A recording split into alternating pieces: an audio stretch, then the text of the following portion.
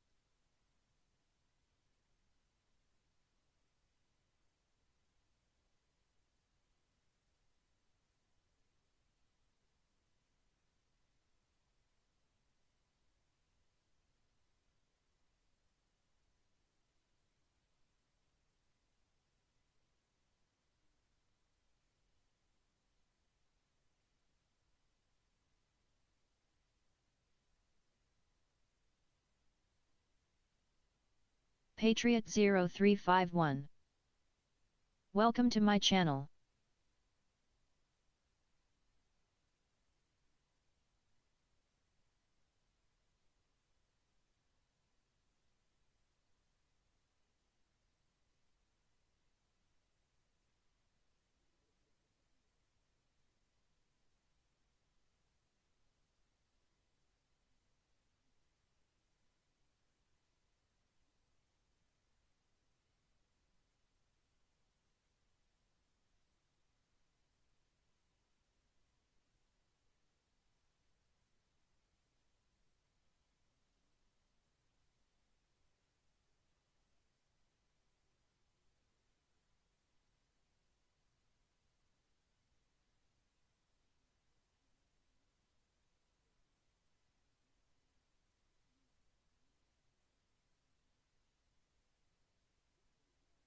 _MLE.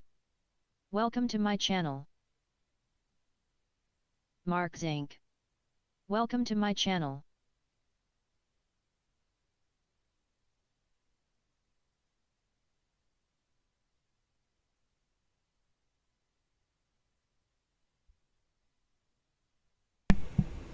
let's do this. We were on the cliffhanger last time. Hey everybody, this is Mega Anime. And Sylvie Sommers, how are you guys doing? And Kaeos. And we're playing Beacon Pines. I love this song. And we left off on a hangar. So hopefully you actually are ready for the go on. Meg, I have a couple of multiplayer games suggestions saved on my Pinterest, so we can look through that later. Okay.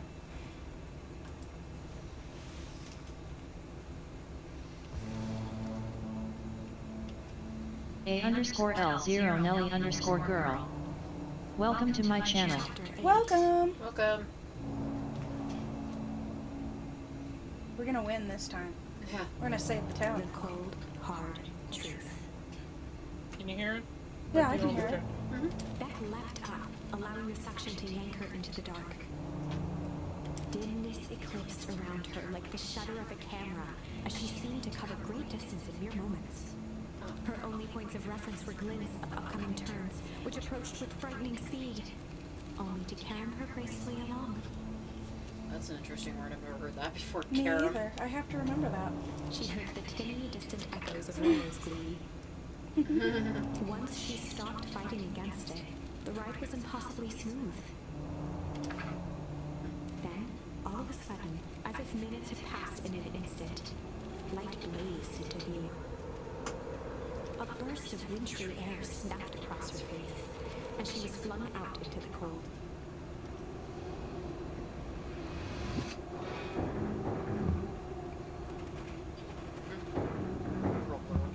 He's so cute. He's cute. She's the cutest, though. I like her. I know. That was... Sorry, I just intense. Yeah. I think I might have parted with some fluids in there. And you were the first one to go? Boy, get out of here. Gross! Yeah, oh my gosh. Ew. Any idea where we are? Somewhere cold. Nar. Yeah. Doesn't look like it got any of us. Got on any of us. Jeez, I can speak. They're just ignoring him. Like, Yeah, yeah, like, just man. ignore him. Maybe we didn't hear him. Yeah. It didn't feel like we traveled that far. So where did it all go? Oh my god, Rolo. Oh my gosh, gross. As it opens up and sprays on him. I just feel like that's exactly what's gonna happen. And he said fluids. This no. place sucks. Why would anyone want to blow something up out here?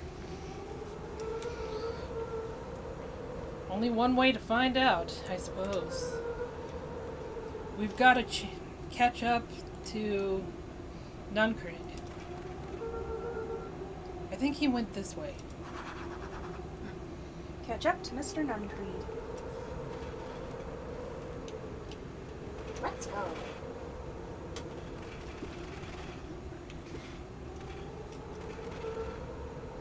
This looks... Familiar, yeah. Maybe we can clear off the snow. No time. Nuncreed's getting away.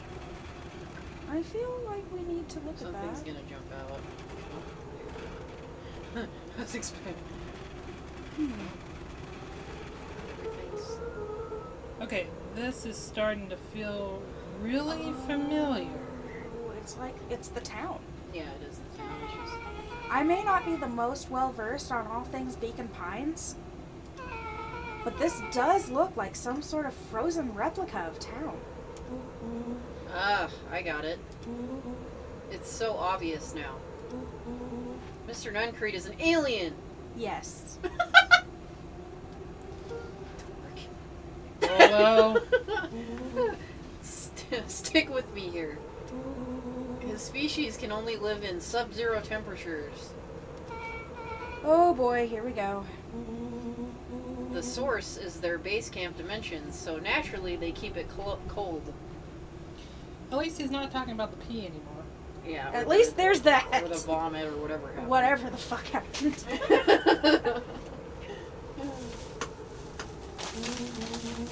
We found it by traveling through those metallic wormholes back there. I don't think that was a wormhole. The final objective: AHGDES. kill us all and shapeshift into Welcome to Beacon my Pine. channel. Citizen of their choosing. Hi, welcome to the channel. Welcome. Welcome. You never really had me, but you very much lost me there. You get used to it. We should keep moving. Ow.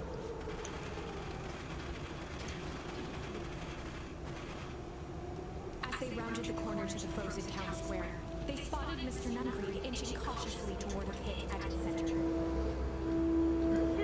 He held his arms out gingerly, as if approaching a beast in the wild.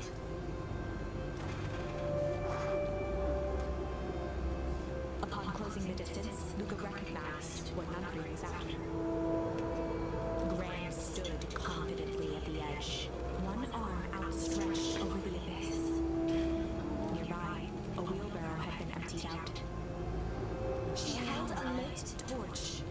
flickered in the bitter wind.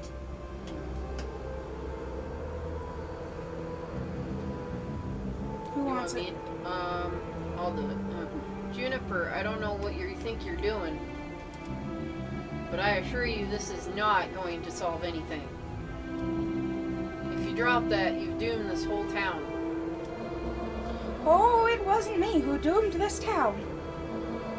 I've been watching you, Joseph. I know what you've done. You and your co-conspirators. Gran? What's happening? Luca, you and your friends need to leave right this moment.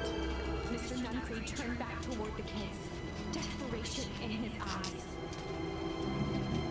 Listen to your grandma, Luca. This is between me and Juniper.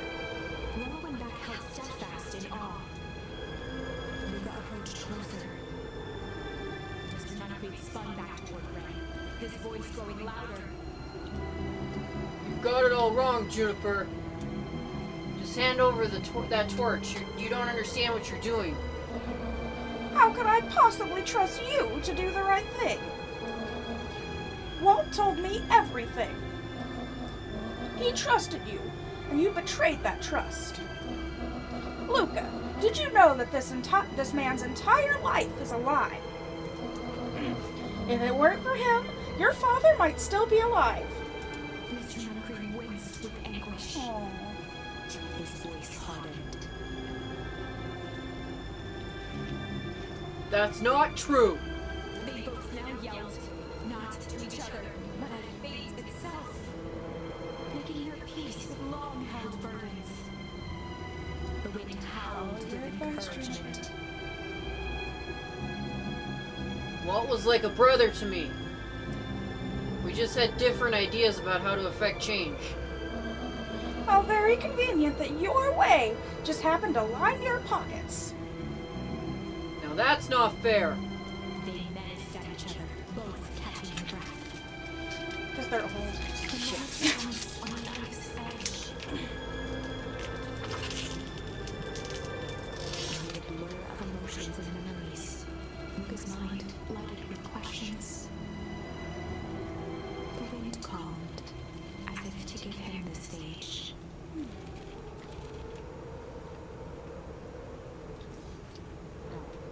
Poor dear.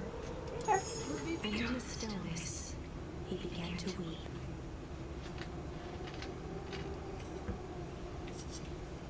It was all just too much. Alacidra. Welcome to my channel. Welcome. Welcome. Falling to his knees, Luca whimpered softly. The tears crystallized as they hit the snow. Gran stared at Luca for a moment with warm sympathy, remembering why this was all necessary. This'll all make sense soon, Luca. And everything can go back to normal. I promise. She stiffened up and brandished the torch at Mr. Nuncreed. You can't hide behind those people any longer, Joseph. Once their precious source is destroyed, we'll see where their loyalties lie. Juniper, don't. Ignoring his final Well, plea, shit. Gran God damn it, flung Gran. the torch into the deep darkness. Yikes. Boom. I don't know what's gonna happen though. It's gonna freeze. She smiled and exhaled in relief. Mr. Nuncreed moaned in resignation. The torch echoed as it ricocheted down the hole, punctuated with a thunderous thud.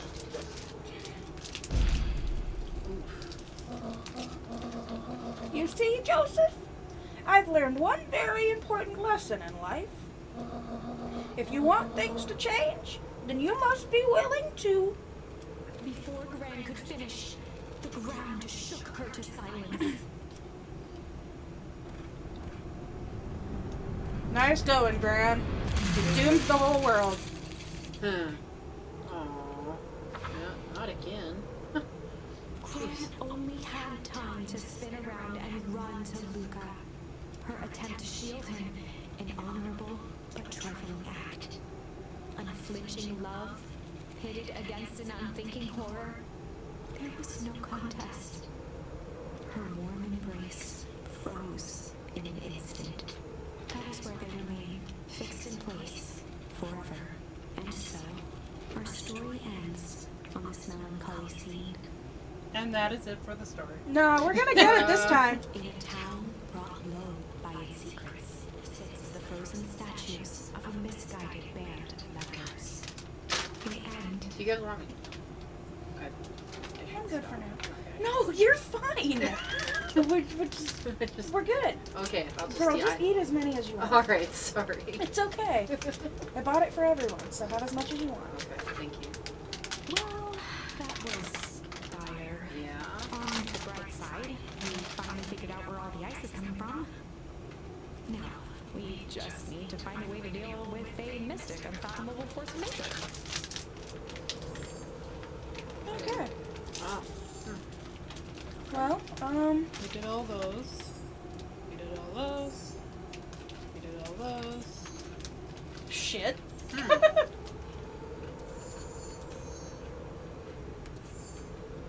We didn't do that one.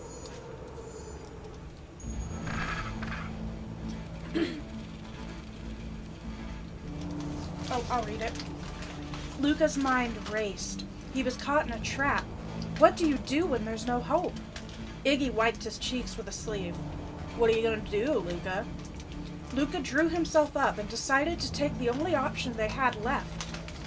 So Iggy fell into a green sludge, Mm-hmm. and now he's deformed. Oh no! Oh yeah, I remember those, yeah. I didn't get to see this part. Poor guy. And so Luca, well, Rarlo got taken away, and he's in the sewers. That's what we think he is anyway. And so Luca got a call from Rarlo saying, To go to the treehouse. yeah, the treehouse. So he thought to go to the treehouse, and that's where he met up with Iggy. That's And so awful. Rarlo finally said, "Don't go to the treehouse." Yeah. And then we're here now.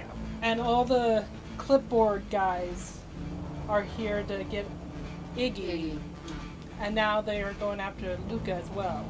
Poor Iggy. And your happy, smiling jerk guy. Oh, I love reading his voice. It's so fun. Yeah, Iggy's kind of a bully, isn't he? Yeah, Is that the one I'm thinking of? Iggy's a bully. All right, here we go. And Run like the Oh, wind. yeah, flight. Drew himself up. We already did that? No, we didn't. Oh, The okay. option they had Sorry. left. Flight. He squinted down the barrel of the mission control defense can, aiming it through an opening in the dense tree branches.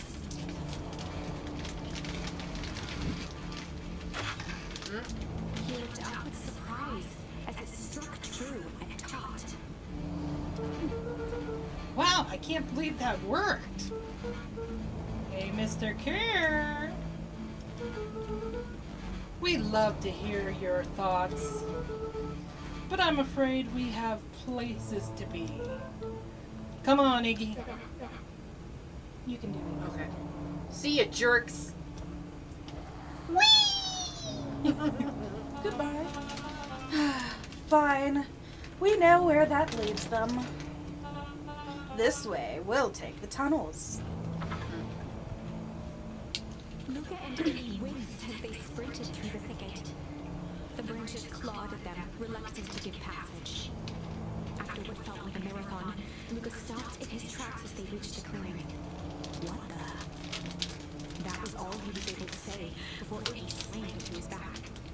The boys tumbled down a steep decline and crashed with a wheezing thud on a surface as hard as ice. In fact, it was ice.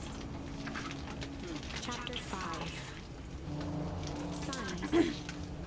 They stood silently, catching their breath. The sky was like sapphire. With each breath, a plume of steam escaped from Luca's lungs. Let's keep moving. Luca pulled Iggy to his feet as they gazed across the snowy terrain.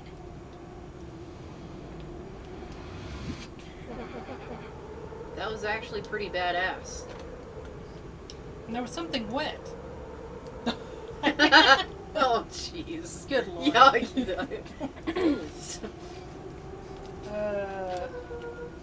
I think we lost them. Are we up in the mountains? You think? Oh, I don't think I so. don't know. If anything, we went downhill. Then what's up with the Winter Wonderland? Wonderland, even. Jeez, I can spec tonight. That's fair. All I Not know fair. is We're doing there's this live. no going back the way we came. Let's see if we can get our bearings. Follow me. Find a way home.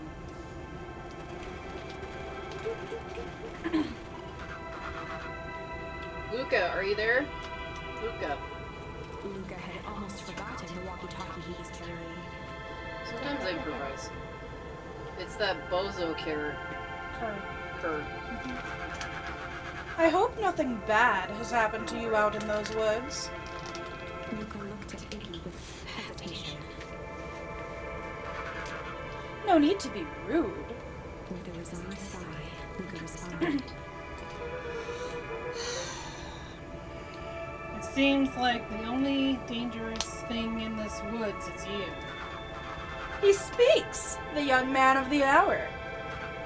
Now, how in tarnation did you end up with one of our radios? Just lucky, I guess. Boy howdy, you Van Horns are full of surprises, aren't you? You know my parents? I never had the honor of meeting your father, but your mom sure was a handful. Luca winced, shoving the walkie-talkie back into his pocket. Go fuck yourself. We gotta keep moving. Give me these. If I need to get more later, I will. True. Okay. Damn chocolate. Chocolate's so good. It is. You want me? What's the readout? Sitting just above 258 Kelvin. That's down a bit from last time. Should we report this to Mr. Care? Meh. Still within safe range. It may be spreading, but it's under control for now. Even a small nudge in the equilibrium could cause a cascade. Dude, relax. Just a few more sites to hit before we can punch out. Lazy motherfucker. The people like you is how Chernobyl happened. Let's get this over with.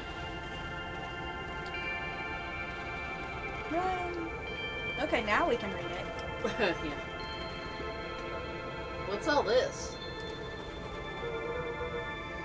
Hard to say with all the snow. I think it's a town sign. I can almost make out the letters under there. What town could this even be? There couldn't be another town this deep in Weep Woods. I'm looking at evidence to the contrary. Let's figure out what we're dealing with here. Step 1, snow's gotta go. Kick it. I'll see what I can do. Yeah,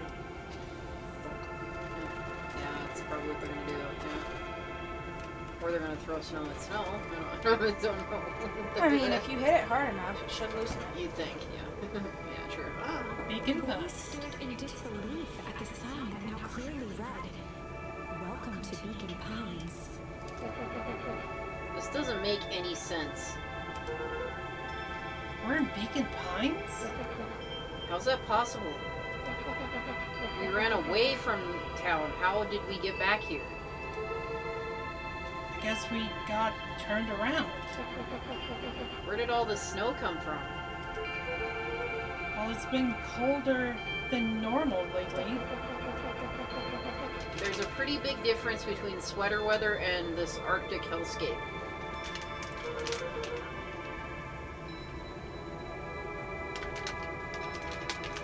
The puddle we fought at before. It was cold too. Maybe all of it leads to one source. You think it's related? What the hell is going on? We're gonna get you some answers. Let's keep moving. The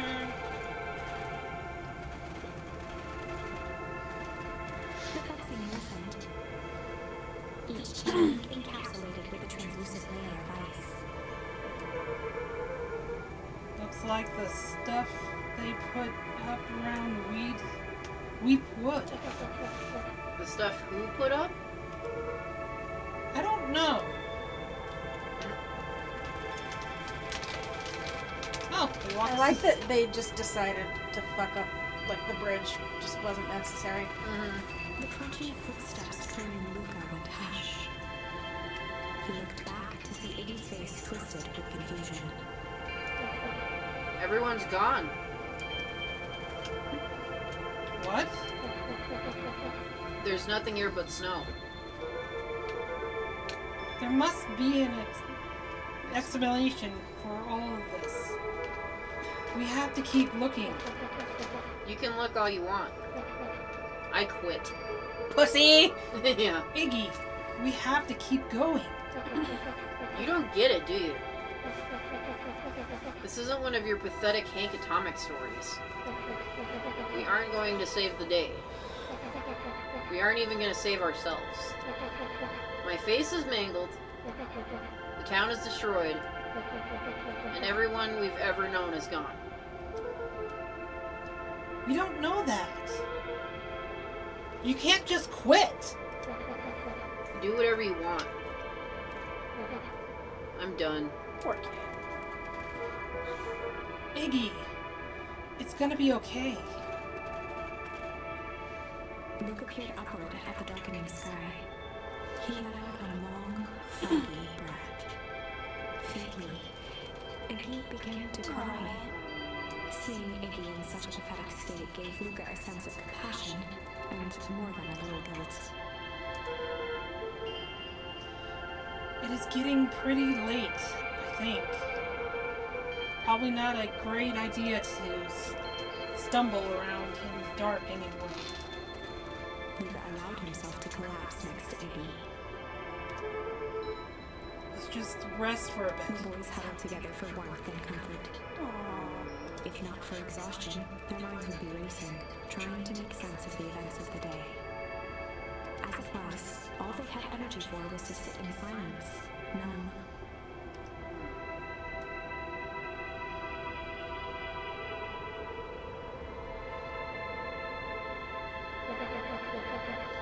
The way the snow covered everything over, it's kind of calming. Yeah. Ugh, I haven't had time to say it, but thanks. Huh? For getting us away from those creeps. I sort of froze up back there. Jumping.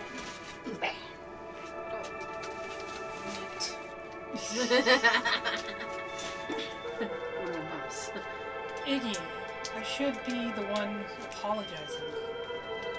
This is all happened because I lost my temper. Nah, that's bull honky. First of all, you didn't know what that gunk would do. You didn't, right? Of course not. And second, stop with this baloney about losing your temper. But I did lose my temper. Iggy motioned sarcastically to his half-deformed face. Obviously. But that's exactly what you should have done. Huh? I was being a horse's ass.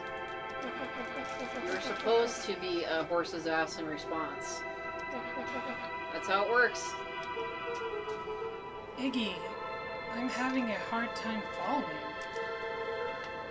You wanted me to fight you? Of course. Geez, you goody-goody types take forever to understand this basic point. Why would you go around saying cruel things trying to get into fights? Iggy shrugged. It's something to do. Aw. You're an asshole. Because you're bored? Sometimes I just feel empty. You wouldn't understand. You and Rolo were always having a blast together. Laughing and calling that dinky little treehouse mission control. Iggy now laughed openly. Aw, poor kid. Perfect little Luca Van Horn. With his perfect little life. My life is not perfect. Everyone in town likes you. Not everybody. Hell, that new girl hasn't even unpacked yet and she's already likes you. @me. Welcome to my channel. Hi, welcome. Welcome. Hi, welcome to the channel. Welcome to the craziness. I don't know, we're pretty tame. Yeah, it is kind of mellow right now. Anyway, go ahead. You have Tish. He wiped his nose with a sleeve. Yeah. I love Tish. Tish is great. But she ain't exactly the world's greatest conversationalist, you know? Luca gave a warm chuckle. I get that impression. Iggy cleared his throat as he wiped his eyes. Huh, it must be raining out here. Definitely. He arched into a wide yawn. We should probably try to get some sleep. Yeah. Let's lay low for now. Tomorrow we'll get to the bottom of all of this. Luca's eyelids began to slowly drift. Yes, sleeping out in the snow is a great idea. Yeah. kids. Nice and cold. Luca, Yeah? I always did want to see the inside of your dinky little treehouse. What do you think? Not bad. I'll give you the full tour when we get back. You know what? Huh? That's all Luca could whisper before succumbing to sleep. That's a great idea. Yeah. He snuggled in some more. Aw. When it comes to worst days of my entire life, this one wasn't half bad. You know, despite my face getting fucked up. The house smelled of warm bread. Luca was playing with toy blocks on the living room rug. He looked up to see his parents on the couch. His mother held his father's head in her lap. She idly stroked his hair while humming a song. A voice behind Luca spoke. "This is how you remember them, huh?" Luca turned to see his own face. The doppelganger from his dreams, still clad in a yellow hazmat suit, still carrying a look of disdain behind empty eyes. Aww, look at this perfectly cozy scene. You know it wasn't really like this. The figure picked up a toy block and inspected it. It's amazing the facades that one can build given the right materials. Not that I blame us. These are a child's memories, all warm and fuzzy. You don't remember, do you? Luca snatched the block from the figure's yellow gloved hand. Throw it at him. Remember what? The doppelganger pointed to the couch. The last day we saw him alive, the day he chose to abandon us. Luca turned to look at his father, still lounging on the couch. That's not true. He didn't abandon us. The doppelganger waved his hand dismissively. Everything is true here. It's just a matter of what we choose to see. Well, let me show you. The world flickered and pulsed. Luca was sitting next to his bed, listening to his heartbeat with one of his dad's stethoscopes. The doppelganger limped into the room. No, we both know that's not how this went. He grabbed Luca's hand and guided the stethoscope to the floor.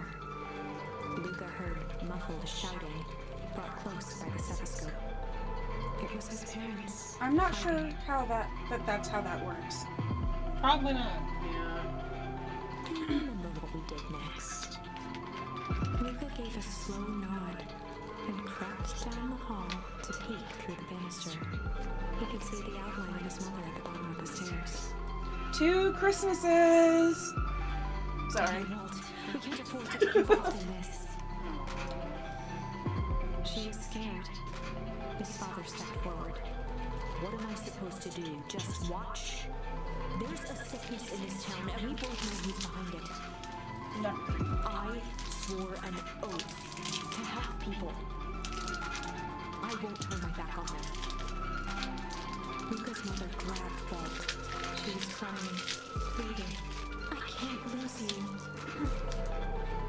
Walt calmly removed Eleanor's hand from his shoulder. What's right is right, and what's wrong is wrong. I could never live with myself if I let Shopper get away with this. Eleanor raised her voice. Spare me your bullshit platitudes. What about our son? Luca flinched, dropping the stethoscope down the stairs. Walt turned with a panicked smile. Luca, is that you, buddy? With tears in his eyes, Luca descended the stairs. Mom? Dad? What's going on? Walt dropped to a knee to meet Luca eye to eye. Nothing, buckaroo. Your mom and I just got a little overexcited is all. That was like really cool. Stethoscope against his father's chest. His heart was racing. It sounded like you were going somewhere. Walt gently removed the device from Luca's ears. Listen to me, Luca. I have some business to take care of. I'll be back in time to tuck you in. Yeah. Sorry. It's okay. Can you hand me the chips? Yes, and I'm gonna stay away from No. You eat them. I brought them for everyone. Before Megan has me. I have my own stuff. Okay. Yeah, she's got her own sweets. I saw her. Luca hugged his father tightly. Promise? Walt stood up and walked to the door. He glanced over his shoulder. I promise. Liar. Then, he put on his hat and strode out into the evening sun. I don't think that was his plan to not come back. Yeah, I wasn't. No, I think he knew he was gonna die. A figure approached soundlessly from the foggy snowfall. It stood above them, lingering in contemplation. I'll do this one. Okay. Slowly raising one hand above Iggy, it snapped out 2 brisk raps on his head. Boom, boom. Like a watermelon. Yeah, water. Defensively. Whoa! Get your hands off me! Whether it was the calming presence or the recognition that he was not in danger, Iggy felt his clenched fists lower. Just what do you think you're doing? Luca looked up, gradually remembering his whereabouts. The figure exhaled a cloud of warm vapor. You two certainly have caused a lot of commotion. What's that supposed to mean? Take it easy, Iggy. We were asleep minding our own business. You're the one running around knocking on people's heads. I'm sorry if I hurt you, Iggy. You didn't hurt nobody. Anybody. That's so me. That's so me. I love that. Proper grammar. Huh? Oh, I see. You think you're better than me? When it came to complete strangers, Iggy had trouble cobbling together an insult. Yeah, you gotta know him first. You big-hatted, scarfy-necked furball.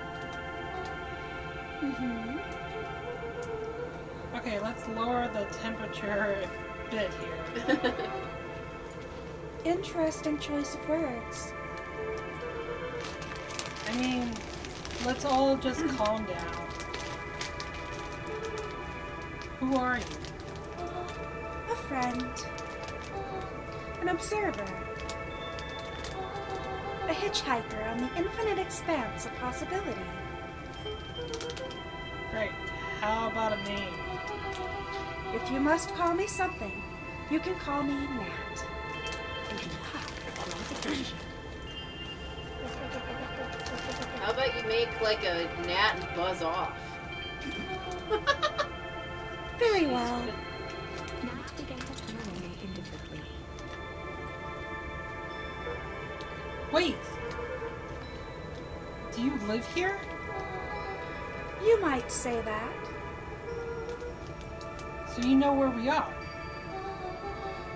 You might also say that. Look, pal, we just want to find a safe way out of here. You gonna help us or not? Before knowing how to leave, one must know where they are. Alright, that does it. Look, I don't know about you, but I'm getting out of here one way or another. Iggy turned sharply and began to stomp off. Enough with the riddles! Iggy, wait up! Realizing he'd worn their patience thin, Nat relented. Very well. I suppose this isn't the time for metaphors. I'll show you how to get back home. Luca and Iggy turned around with hope in their eyes. Come here. Nat took a deep breath in. Stranger danger. Close your eyes. Nat exhaled slowly, then snapped his fingers. Welcome home! That's exactly the same spot. Yes, like it. There's no place like home. There's no place like home. There's no place like home. Okay, open them. For a brief moment, Luca and Iggy let themselves believe that some great magic was about to unfold, until they opened their eyes and found themselves in the exact same place. What a jerk! Yeah, what a turd. Cold and disheartened. This is your home. This is Beacon Pines. Look, Nat, we don't know how we got here. Maybe we stumbled through some time traveling gate in Weep Woods. Or we teleported to some alternate universe. Or this is all just some cruel experiment by Kiri and his goons. But this is not our home. You're inching closer to the truth. Alas, the reality is much less fanciful. Just give it to us straight. So be it. As I said, this is Beacon Pines. The original, true Beacon Pines. Bruh! Alrighty then. You both grew up here. But the town you've called your home for the past several years is a replica. A remarkable achievement of engineering, to be fair. But a replica nonetheless. That's impossible. It's too much work. You need a whole town to replicate a whole town. Indeed, to pull off such a feat would require immense labor power. That which could be moved would be moved.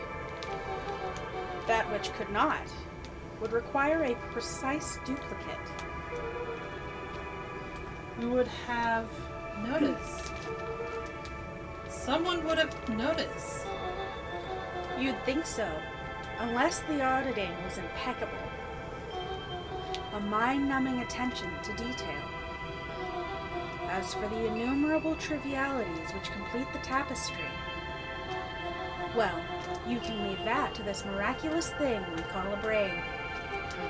It has a real aversion to discontinuity, of revulsion even.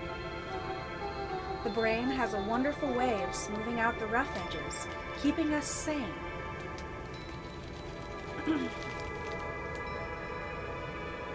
Luca and Iggy looked around uncomfortably. So you're saying that someone made an entire new town and moved us all and no one noticed? Precisely. But why? Why is the one question that can never be answered with certainty. The best one can do is to uncover. Nat narrowed his eyes, furrowed his brow, and uttered, The source. Why do you say the source like that? Why indeed? Luca began to laugh uncomfortably. It's all ridiculous. There's no way this could. He looked down at his feet. His eyes started back and forth in contemplation. With a sudden pain, a thought struck him. If this really is home, He sprinted off into the pale distance. As Iggy turned to follow, Nat called out. Iggy, it's not too late to turn back. Simply head west through Weep Wood. Okay. I'm going. Chapter 6. The Source. Nat expressed his sympathy with his bride and sauntered off as unassumingly as he loved. He'd given Luca and Iggy what they needed, and nothing more. As Luca sprinted across the snow, the events of the past few days became clearer, pieces to a larger puzzle. Rollo said he was underground somewhere, captured. Mr. Cooper tried to cover it up with lies. The clipboards were hell-bent on capturing Iggy. It all seemed to point to perennial harvest. But right now, there was one thing that Luca needed to know.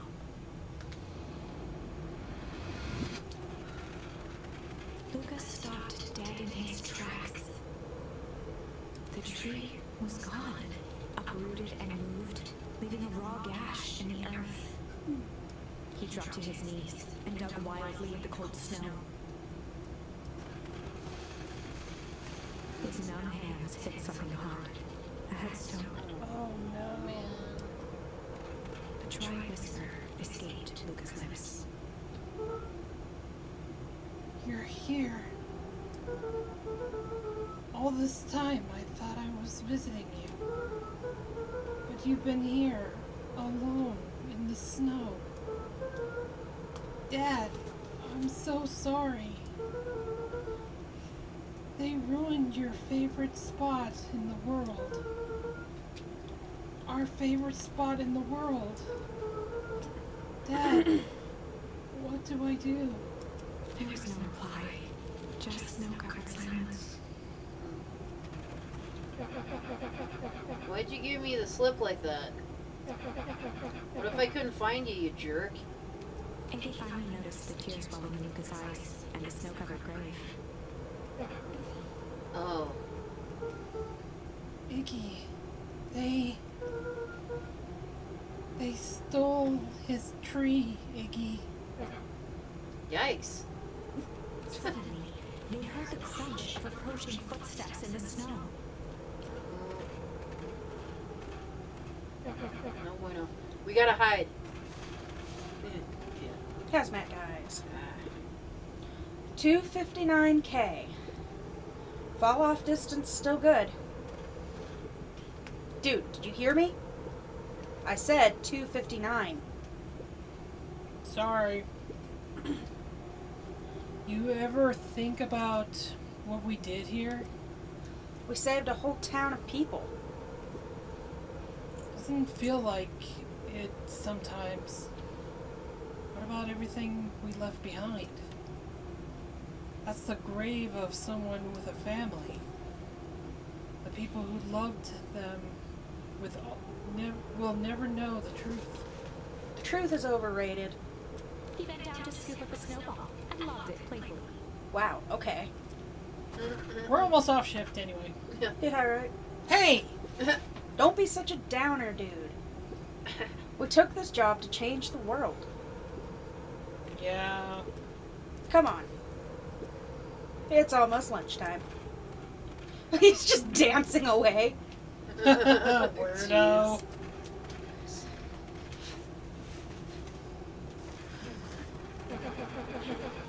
Here I thought I was the jerk. These dingnesses are out here literally dancing on graves. Luca stuttered through heaving sobs. Poor thing. I thought I was visiting him. I thought he was with me. Not gonna lie, that's a bad break. Here's some advice.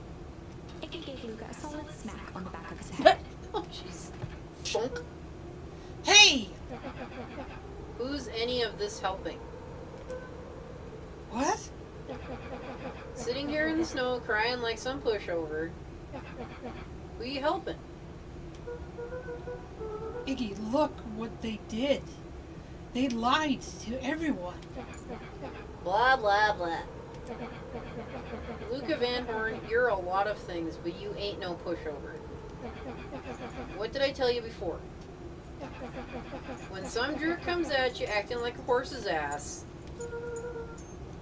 I should stand up myself. hell yeah.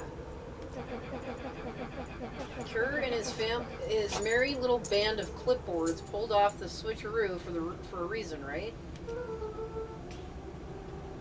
Nate mentioned something about a source. Luca wiped his eyes with a sleeve. You're so beautiful. Whatever's at the source must be awfully vulnerable to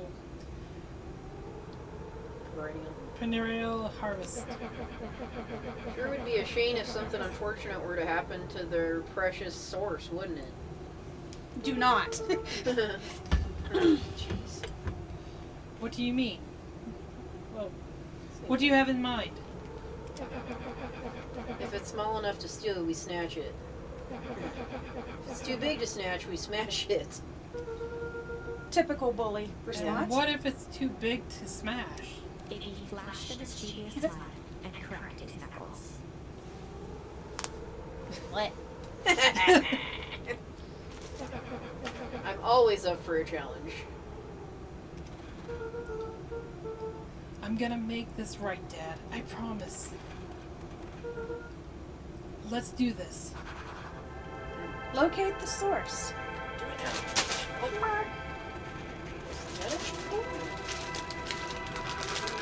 It can get awful cold out there in those woods, Luca.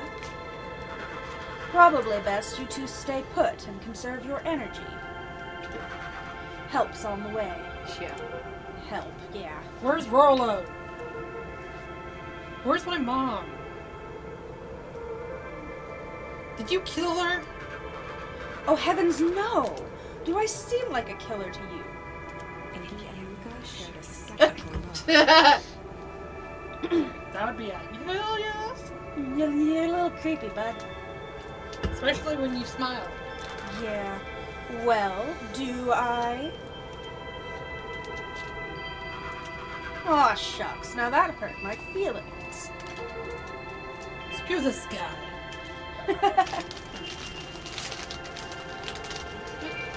Welcome to my channel. Welcome. A piece of smooth metal was lightly covered in snow. With fluids on it. Two faint seams were visible along the surface. A manhole cover? If it is, I've never seen one like this.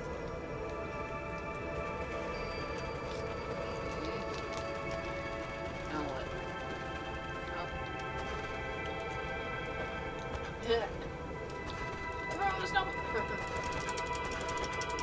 Throw in the face. Can you only throw it at the side? Apparently. Can't even throw it at a person. What's the fun of that? The days of my youth. Snow forts, snowball fights. Wait a minute. Is this the original town? Then that means... Iggy dug behind a large pine and began digging furiously. He emerged holding a shoebox with a crude skull painted on its lid. Oh my goodness. Oh, snap.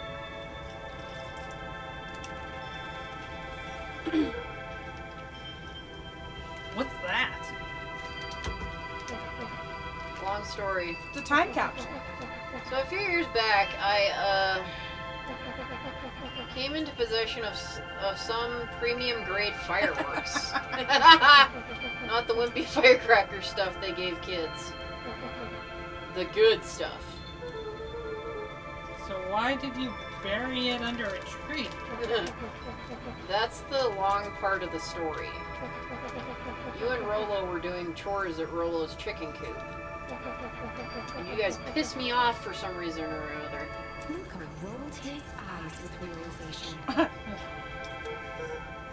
No, you didn't. Iggy stifled a chuckle. Yep. I just wanted to give you guys a little scare. But like I said, these were some primo fireworks.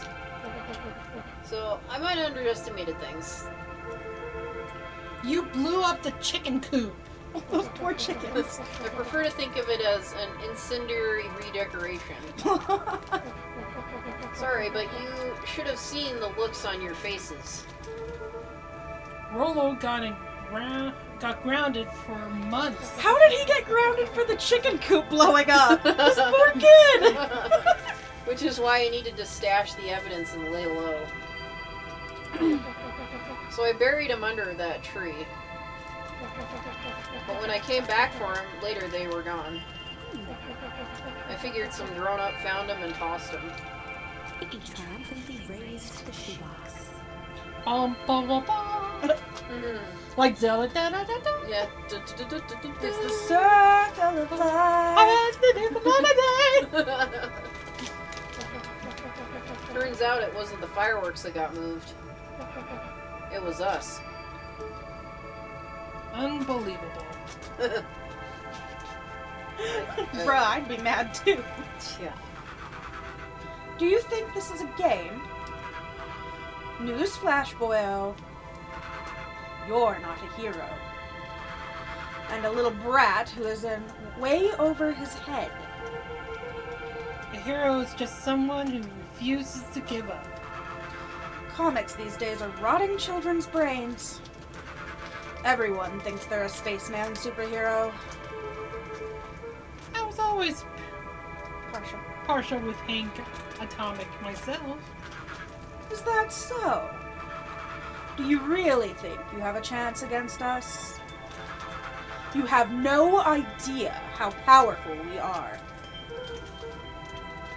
Prepare for blast off, loser. Chucks it into the fucking river. It's all frozen. Looking down at the frozen stream, Luca could faintly see a school of minnows encased in the ice. Whatever happens here, it happens fast. The fish didn't even have time to run. Just keep swimming. Just keep Or swimming. yeah, or you know, swim, run. Sea monkey has my money. Careful with that hammer. Anyway, anybody got those references? I did. Oh, correct. P. Sherman 42 while he wasted me. Yeah, P. Sherman 42 while he was He just touched the blood. Anyway, I sorry. used to watch that movie on It's so repeat funny. as a kid. Just like this whole stinking place. I love those movies. I haven't actually seen Finding Dory, or haven't seen it. It was fully. cute. Oh, was it? Oh. Not as good as the original, but cute. Yeah. It was so. Yeah. The first one was cuter than. I wanted to beat up everyone who was ever mean to Dory. Yeah. Oh, I know. Time for a fish fry, bitches. I never knew my father! Me either. Wait, no, it was my mother. Yeah. Yeah. Yeah. It's okay. Crooked. There is no spoon.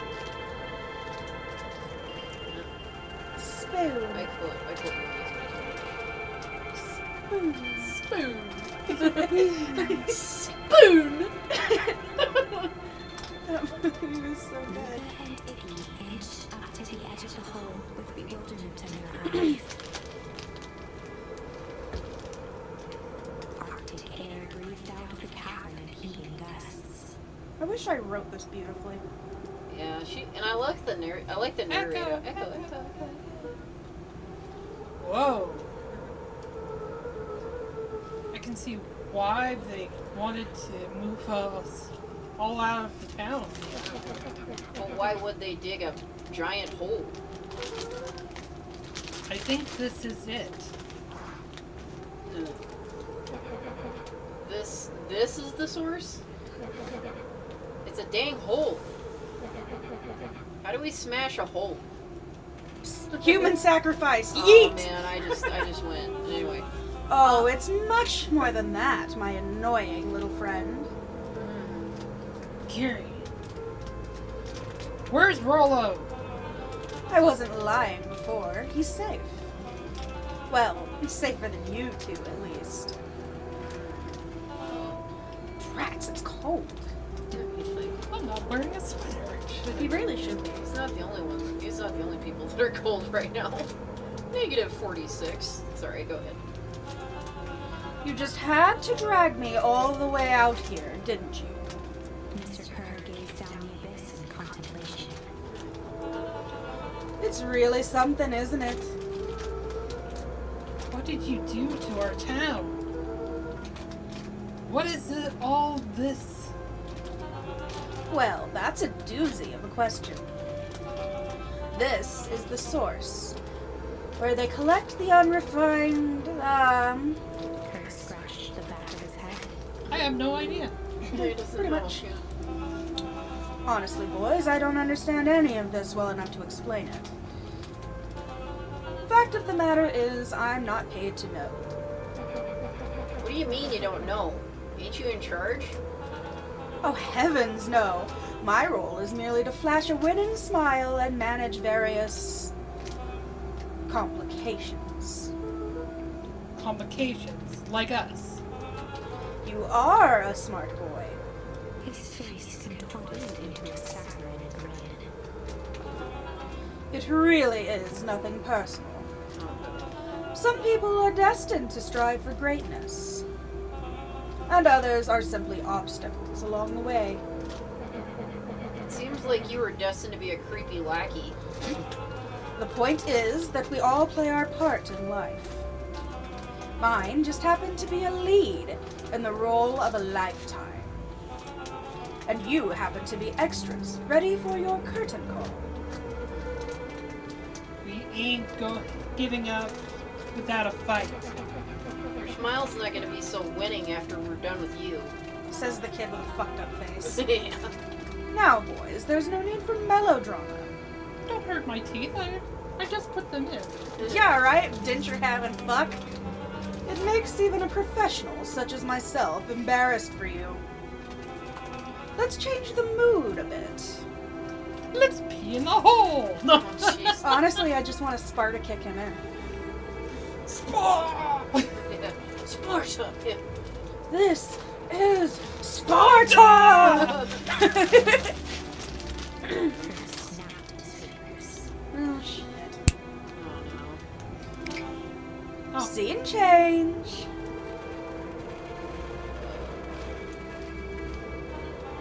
There. That's better. Deal with them. Iggy turned to Luca with a sly glance. Why are you smirking? Because I have a box full of fireworks and you don't. Well, shit, man. Oh no, Iggy, don't! Oh god. Oh man, Iggy. Stop. No. Let's not do something regrettable.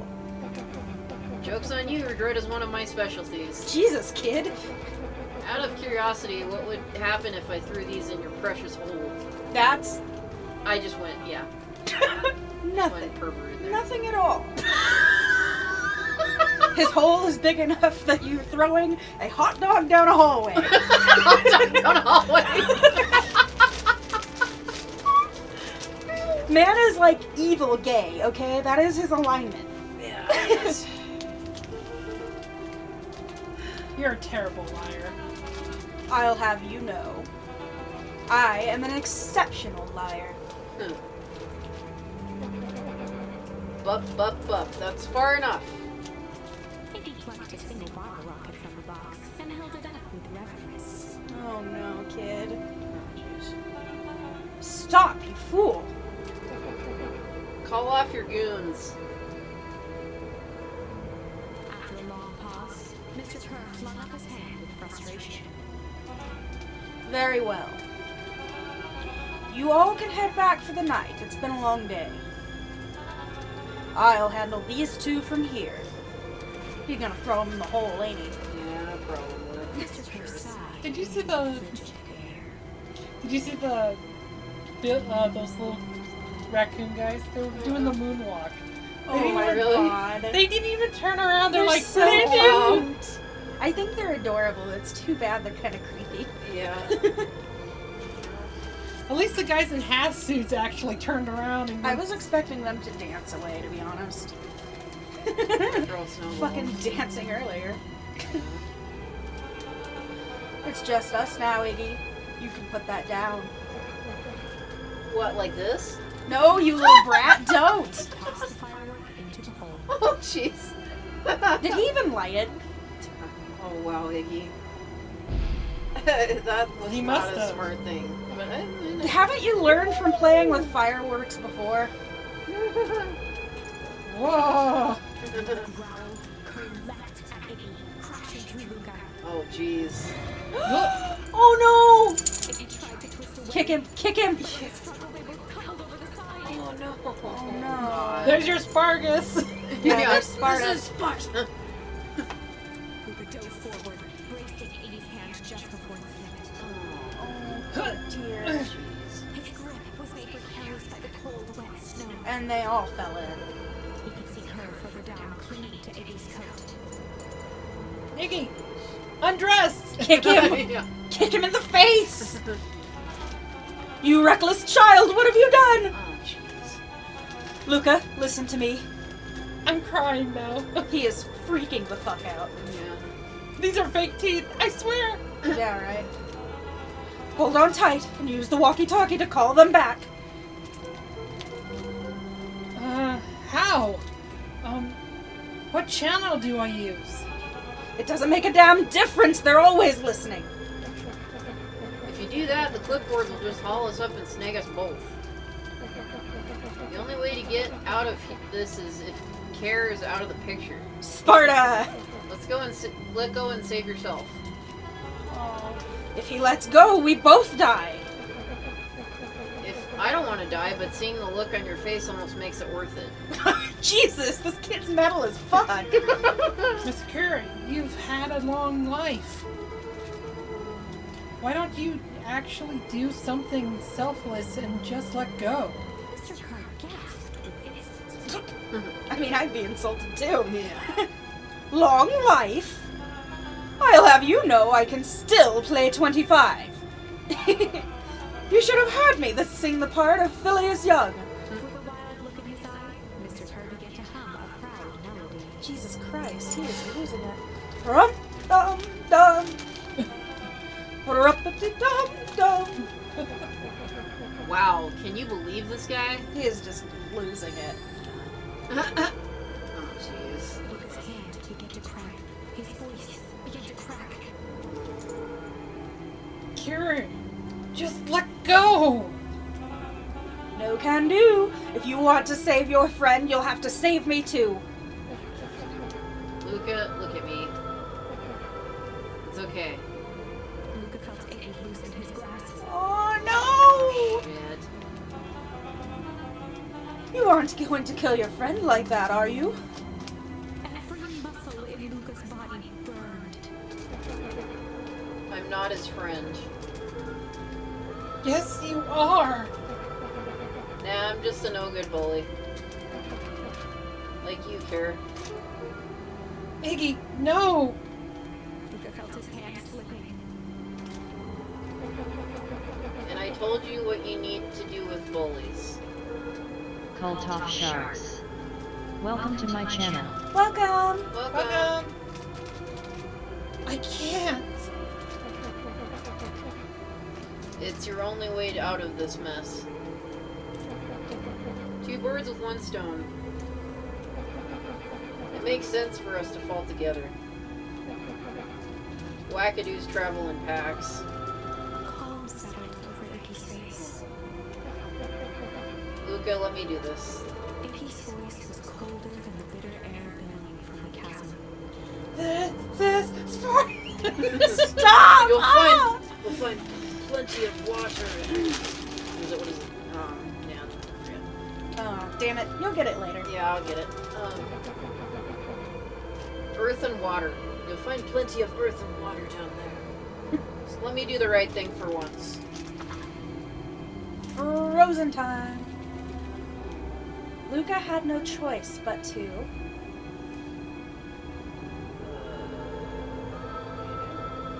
Well, they're gonna turn to ice anyway. I mean, he fucking threw the firecracker in the hole.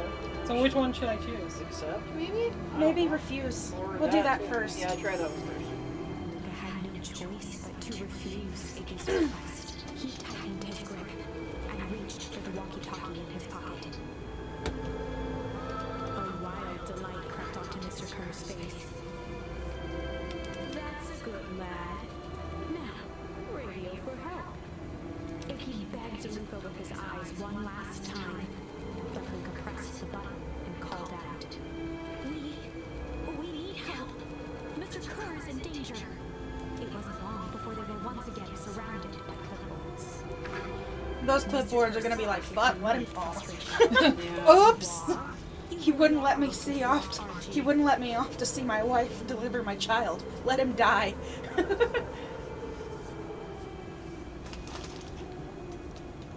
Okay.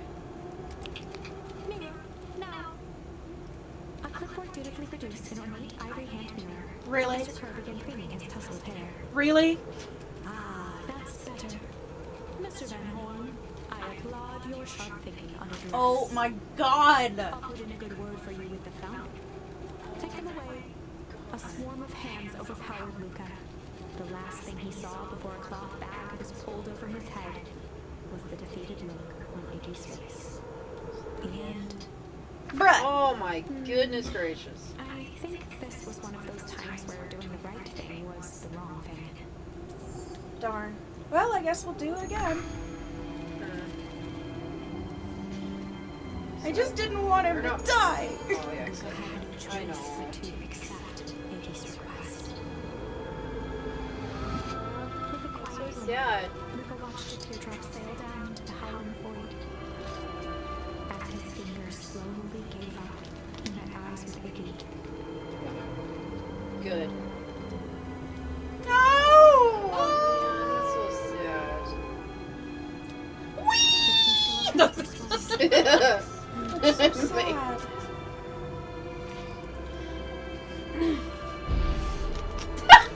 Sorry. I don't know why that's funny. It's not. That's such a sad farewell. Yeah. Might as well put him to good use, yeah? True. Yeah.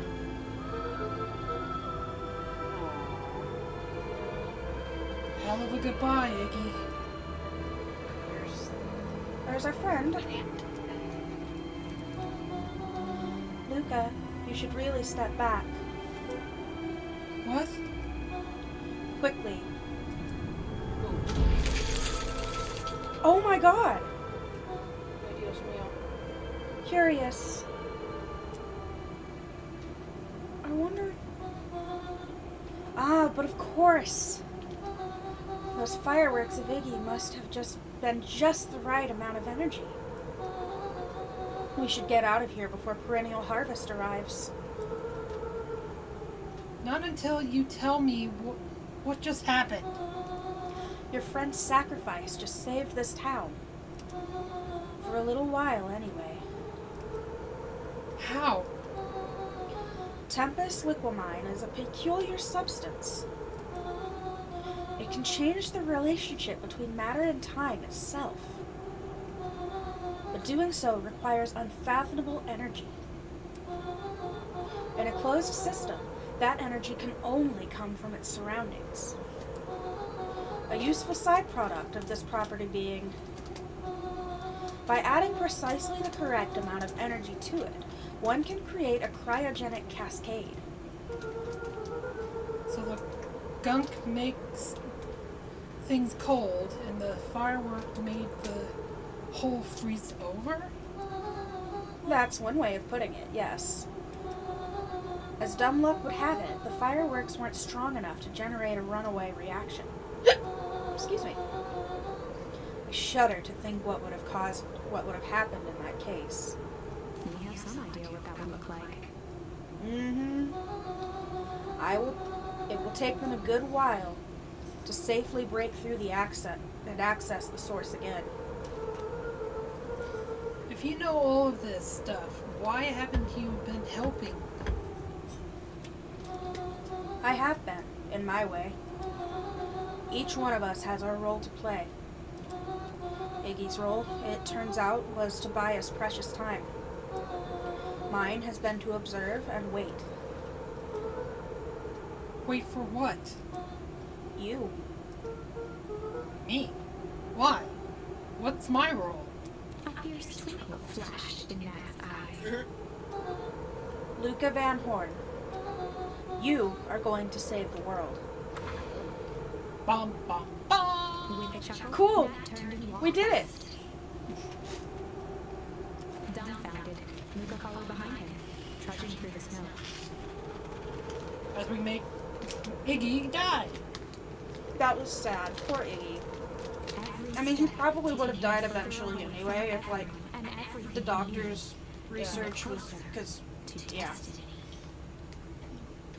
Because that mutation would have slowly killed him. Yeah. Oh, yeah. But all I can say is, like, wait. Luca didn't save the world. Iggy did. technically did. Well, Yeah. Iggy bought time. Time, There's yeah. still more that Luca Yeah, I has to know. do. True. To be continued in Oh. Beacon Pines Harbor.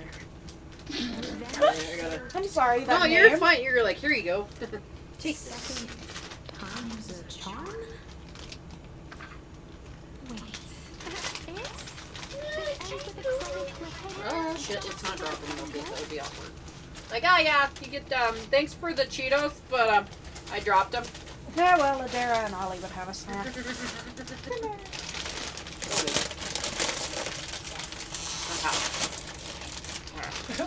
Just hearing the noises in the background. We're eating! Sorry, snack time. My feet are cold. It's only 50 below. Just kidding. No, it's only 30 below. Let's That's pull not Ladera bad. over and make her sleep on your feet. I know, that'd be nice. She's like, if you touch me, I'll fucking bite you. Yeah. 'Tis just a scratch. You don't have any arms, you dummy. Oh my god, so I have a pin. It's the Black Knight, and he's at like a turntable and it says it's just a scratch. It's so great. It's my favorite pin I ever. love that show. I love that show. You've got two coconuts and you're banging them together. Are you suggesting coconuts migrate?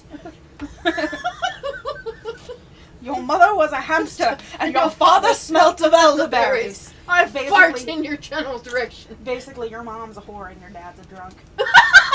That's what that means. Oh, I didn't think Yeah, about because it they that used way. to make alcohol with elderberries. Oh my god. That's awesome. Oh my god. Go away or I will taunt you a second time. It's a shrubbery! Yeah. You would like a shrubbery. Not too big, not too small, but reasonably too big. That show was so It was ridiculous. so stupid. Hey, Megs, do you mind turning off the mic? Jaeger's calling me.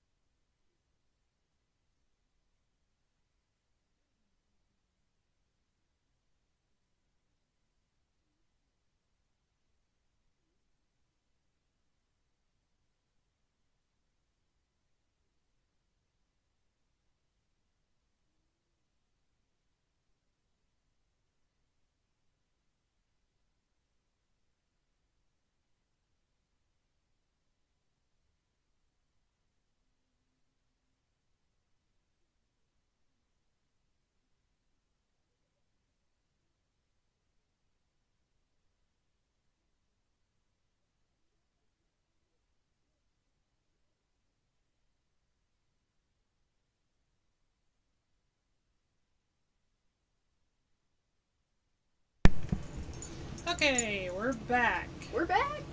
Oh, sorry. We needed a break for a little bit. Bubbles! Or whatever those are, clouds. They're petals. Petals, cool. It's cool either way. I was even starting to like Iggy. Aw, me too. No way.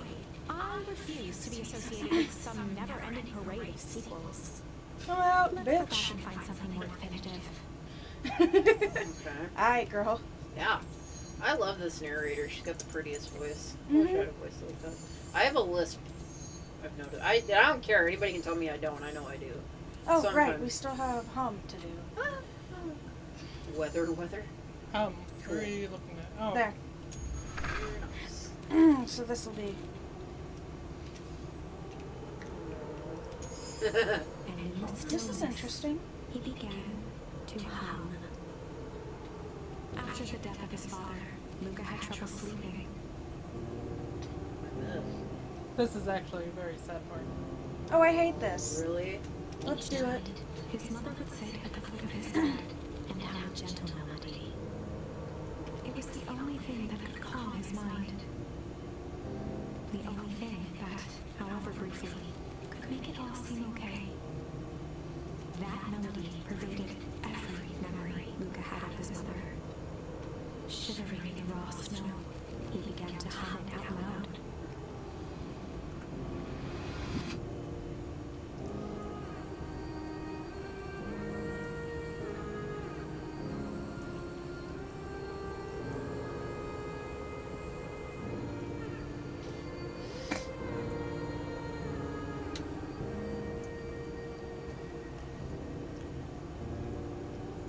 Gran lowered the torch, listening closely. As recognition slowly set in, her heart sank. Those countless nights of consolation, the incomparable loss they shared together. She let the torch fall to the snow and sizzle out. Oh, good. A few steps toward Luca was all she could bear before dropping to the snow herself.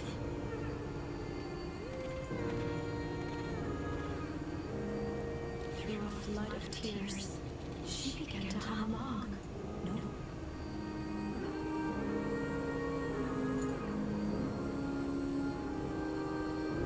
You know what movie gets to me about my mom? Yeah. Brave. That one It's a gets good me movie. all the time. Every time I watch it. Reminds me of that movie. But anyway, sorry.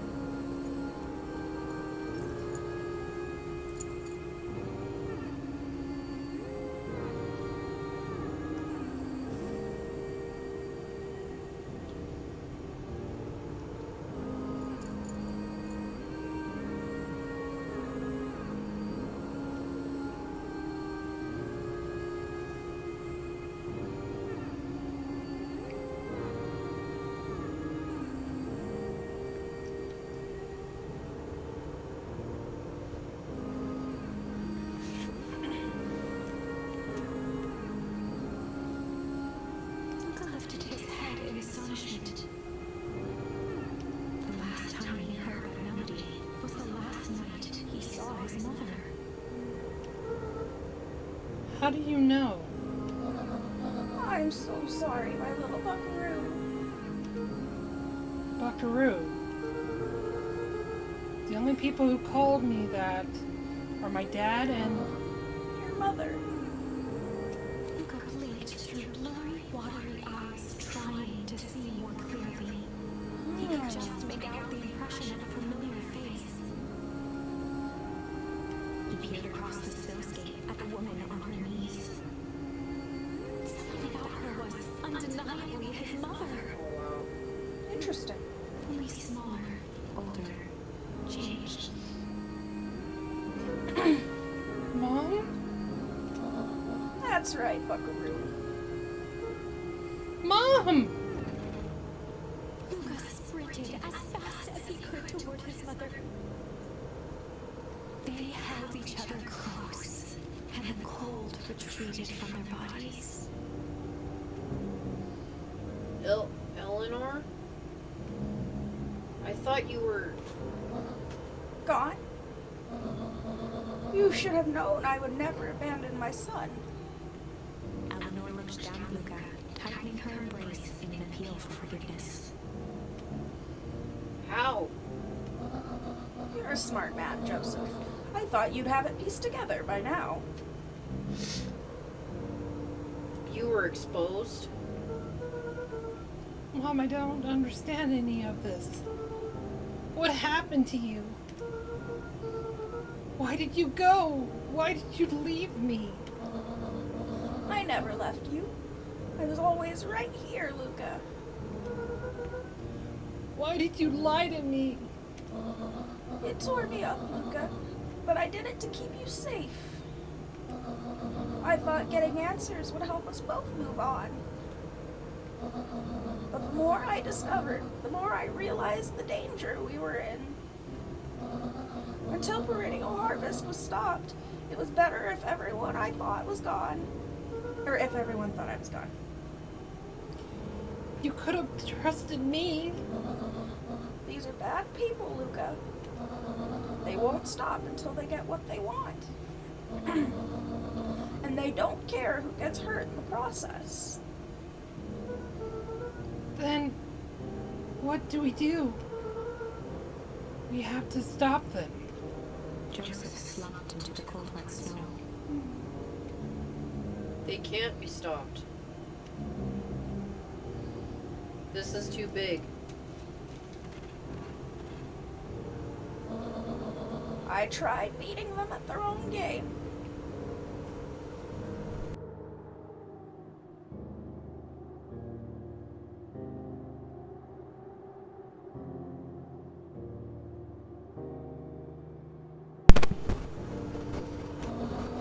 I'm done fighting fire with fire. For the first time in a long time, her voice felt like her own again. No more lies. I see now. There's a better way to stop perennial harvest. The cold, hard truth. Luca gazed down at Uncrude with pity. He looked small. Joseph stared into the snow as if searching for answers. Come on, everyone. We've got a party to crash.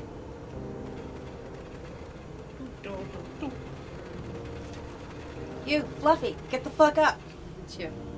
We're crashing something. Is he gonna jump in the hole? I hope not. You don't understand. He always wins. Interesting. Chapter 9. The Devil You Know. 7 months ago, Eleanor Van Horn crept down the maze of sterile hallways under perennial harvest. She stopped in front of the large steel door marked D, Engineering. No turning back now. She raised a trembling hand. The stolen keycard worked as promised, and the door buzzed open with mechanical efficiency. She was immediately hit with the smell of disinfectant. I actually It like was the some smell. sort of laboratory. I do. It's weird. The smell of bleach Sure. actually is not that bad. Oh, I hate that smell. And gas. Get out of my laboratory! In one corner was a desk covered in papers.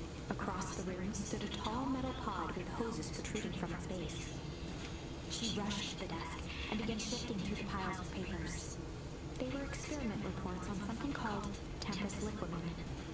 There were dozens of them, every one stamped failed. Eleanor heard the sharp echo of footsteps approaching. She was out of time.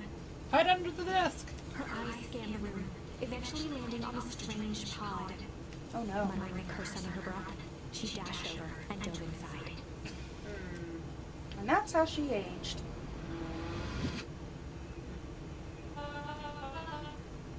And that is what change is all about. And that's how she changed. Yeah, really. Run, Gran, run. Grabbing the future by the scruff of the neck and making things happen. Change is a choice. I am tickled pink that we will all be making that choice together. How great is that? Hmm? Excuse me. That's fine. I will not. This town has a dangerous secret, and perennial harvest only exists to keep it hidden. Nonsense. They picked up the whole damn town and moved it right under our noses. You aren't making any sense, dear. Mr. Kerr addressed the crowd with a sarcastic tone. Imagine such a thing. It's absurd and just plain impossible. They promised they could fix the full harvest. They told us they could clean this place up. We just had to leave town for a few days. But while they had us evacuated. Miss Hartford, I'm going to have to ask you to... You're afraid of a lot of things, aren't you? You sniveling little worm. This is growing tiresome. A little help, please. Don't you all see? This festival is a sham. An excuse to have the whole town gather in one place. They're planning something awful. I don't know what, but these people are wicked. Don't listen to her. She has absolutely no proof. I am the proof. I'm Eleanor Van Horn. Whispers filtered through the crowd. Well, aren't you just sneaky as the dickens? We all know Valentine's. Valentine's fertilizer was too good to be true. And now this whole town is paying the price. Ladies and gentlemen, I am so sorry about this disruption. My associates will take this obviously disturbed woman somewhere more comfortable so that she can get the help she needs.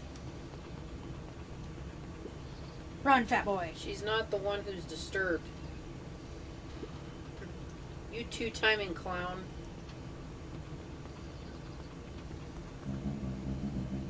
You all know there's something wrong with this town. It was just easier to look the other way. The truth is...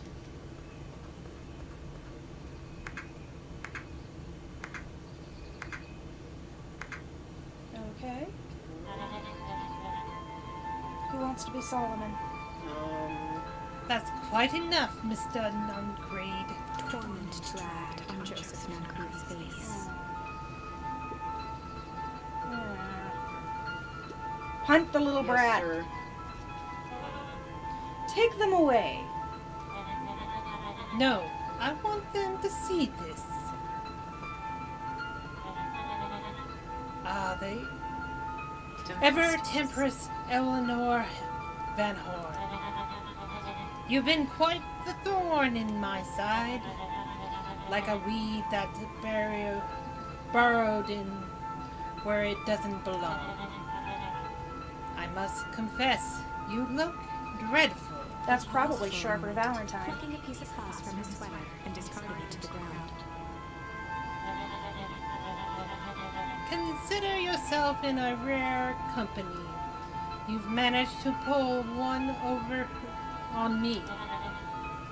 It won't happen again. Hunt him? I know you had some sort of plan to disrupt our little party, but alas, I expected something a bit more impressive than incoherent rumbling. Yeah, it's okay. No matter your failure, you're to bear. Mr. Kerr, Yes, sir. it's a shame it was cut short, but I thank you for that rousing orator. I'll take it from here. Yes, sir. Of course, sir. You have done quality work for me, William. You can look forward to the recompense we agreed upon. Kerr gave a bow of deference. Founder, you are most gracious. Oh, I knew it. Gasps rippled through the crowd. Thankfully, we can dispense with the formality from here on out. Solomon pulled a glass vial from his pocket. I'm gonna get drunk on this one! Yeah, right. I'm like 12 years old. In appearance.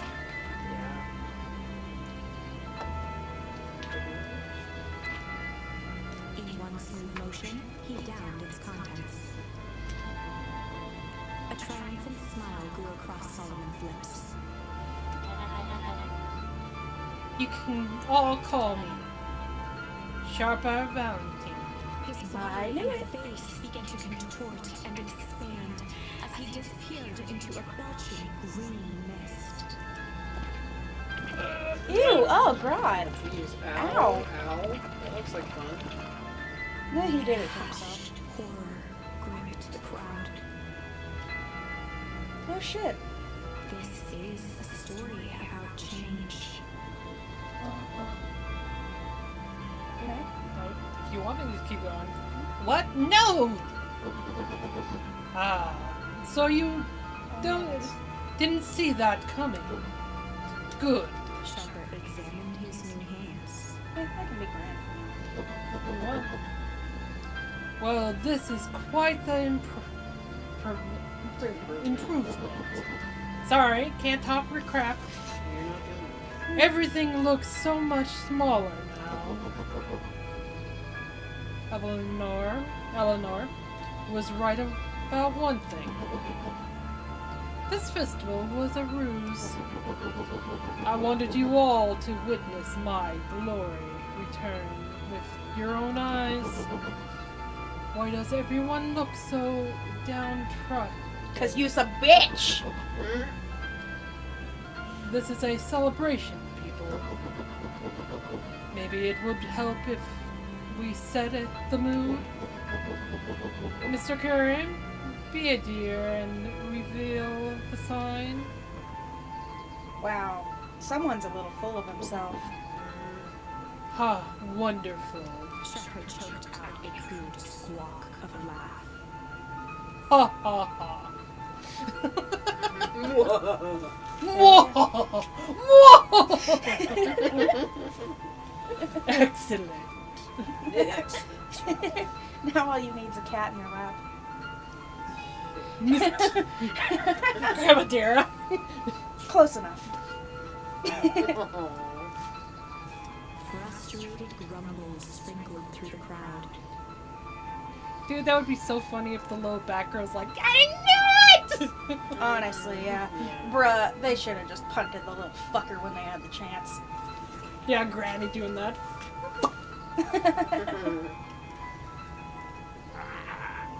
Sharper, you malicious bastard! Oh, okay.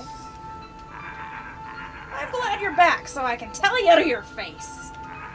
You destroyed this town. We ain't gonna let you get away with it again. Sorry, this is not the time for advanced audience. Participation. Some assistance, Mr. Kerr. William Kerr gave a subtle nod to the clipboards. You might as well freaking arrest everyone. Honestly, because Yeah, nobody's yeah. gonna stand for this. But I feel like there's enough clipboards to do that. Yeah, probably. Well, they had to You coward! let go of the granny, and it's like, oh, we'll grab him instead. Yeah. Alright, now punt him, girl. Does anyone else have something to contribute? A helpless quiet settled over the crowd. I thought so. Did you all truly believe you could be free of me? A town of complete and utter fools. And the pig is sleeping peacefully with no problem. I think Yeah, he's a the dog. boys. I think he's just a fat dog. Could be. Yeah, probably. And I love the bunnies. He doesn't really have a snout. True. You people should be celebrating my return. You're clearly lost without me. And that leads me nicely to my children. Daddy? Aw. Okay, that's kind of cute. Yeah, that is kind of cute. Look at his little ears. He's so cute. I gave you both the greatest gift a parent can give. The opportunity to prove Oh, yourself shit. in my absence. Squandered. To say I am disappointed would be an understatement. But I... Silence, Argust. An adult is speaking. Well, damn. I don't know which is worse. A son who is completely hopeless, or a daughter with such potential who inevitably let me down. Eris, you fail me with admirable consistency. Thankfully, I was counting on it this time. Go ahead. Father, I've been wasting time, my dear. What have you accomplished? I focused on cementing our legacy. Legacy. Who needs legacy when you can just live forever? But what about... It's all right, kiddo. I'm afraid you suffered from a complete lack of imagination. There's just one hope. No. Help. There's just no helping it. Now then, where is Joseph? You didn't take the opportunity to slip off, did you? Ah, there he is. Everyone should give him a hand. None of this would have been possible without Joseph. I think you said enough. Nonsense! The people deserve to know how helpful and loyal you've been. I only did what I did because he left me no choice. You always had a choice, Joseph. You were simply too weak to take it. No matter, cheer up. You are about to be rich beyond your wildest dreams. You should follow Mr. Carey's example. When I find him, he was in a sorrier state than any of you. An aging actor, desperate to recapture his youth. He played his God damn, shut up. Give her a break, goddamn. Yeah, he's just talking a lot, yeah. He played his part, and soon he'll be able to play the leading man again. Forever, in fact, if he remains loyal. Then goes for all of you. Well, those who haven't already fretted away my goodwill. Beacon Pine is mine again. And I can't shut my mouth at all because I have fake teeth just like my partner. Sorry. I mean, I'm not a furry, but smash. Put this on pause. Okay, I smash him. I smash.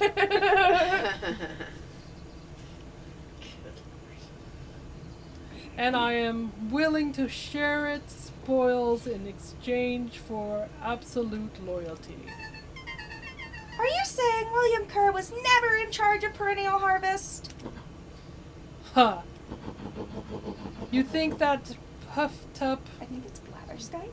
Blatherskite could have accomplished all of this? Damn, I suppose it's time for your big exclusive. Sharper addressed the crowd with indignant pride. He'd planned this moment for so long that now, at the Well, deed's stop fruition, fucking it talking. almost felt frivolous. You're full of it anyway. And the question is, how did his suit grow? Yeah, true. Yeah. How does that work? It's like He the drank the potion. How did his suit grow on him? Maybe it was just a special suit. My Part of crotch the is a little spell. tight. part of the vial. I grew a little bit more than I thought I would.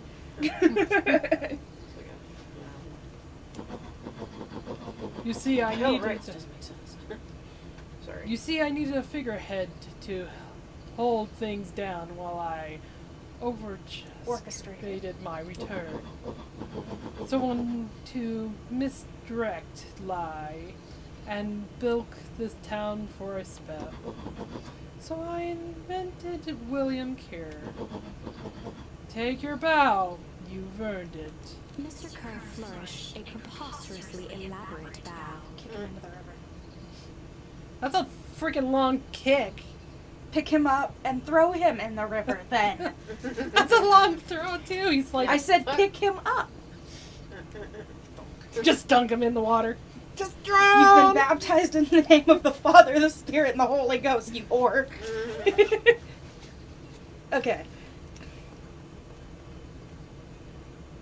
That's so annoying. That is. Patrick C. Montesquieu, thespian extraordinaire, at your service. Founder, I just want to thank you again for this opportunity. It truly was the role of a lifetime. Wait. So this Bill Kerr was a patsy the whole time? Now that your secret is out in the open, what's to stop this town from rising up against you?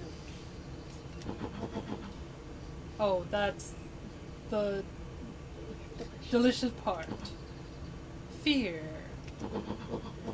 Thanks to our clipboards, I know what each and every person in this town fears most. Oh, Bless pardon me. They fear my burps.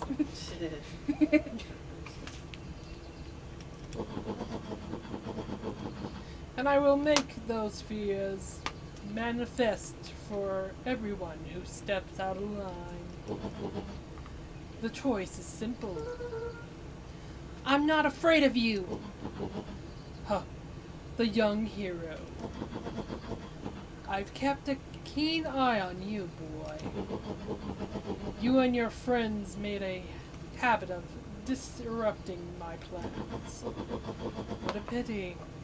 If things would have gone a bit different, you might have had your moment of triumph. But that's fate for you. You can't do this! Oh, but I can.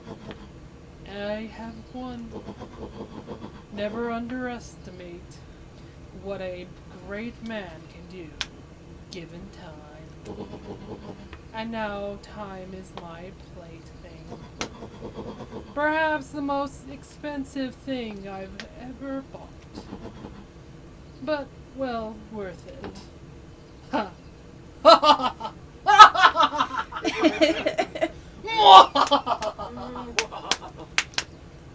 Sharper coughed up one final laugh and cracked his knuckles.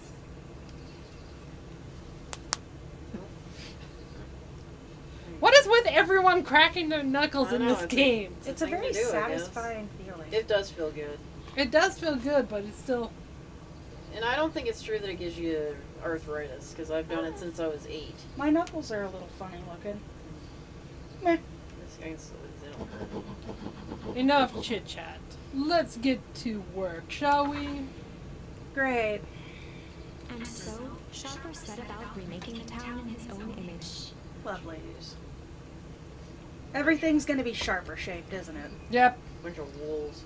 The fertilizer factory soon Wolves are cool reopened though. to He's visitors. not a wolf. What is he then? He's a fucking terrier. Oh, okay. He's a Yorkshire Terrier. No, he's not. He doesn't have the beard. I was gonna say no. He's what was I called? Doberman? He's No, too fluffy to maybe. be a Doberman. He's one of those dogs that have clipped ears and he German guards Shepherd? and they guard the. That's a Doberman. Is it? Yeah, but he's too fluffy to be a Doberman. Is it a German Shepherd? No, German Shepherds are fluffier than that. Yeah, he might be a Doberman.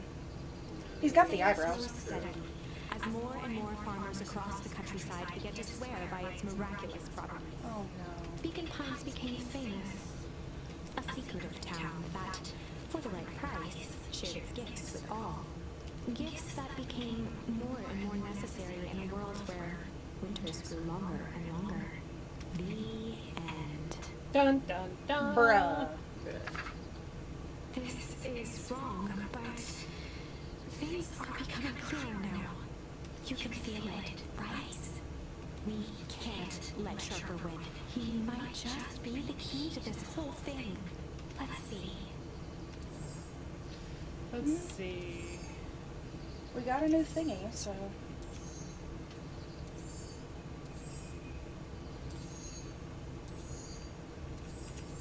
Oop.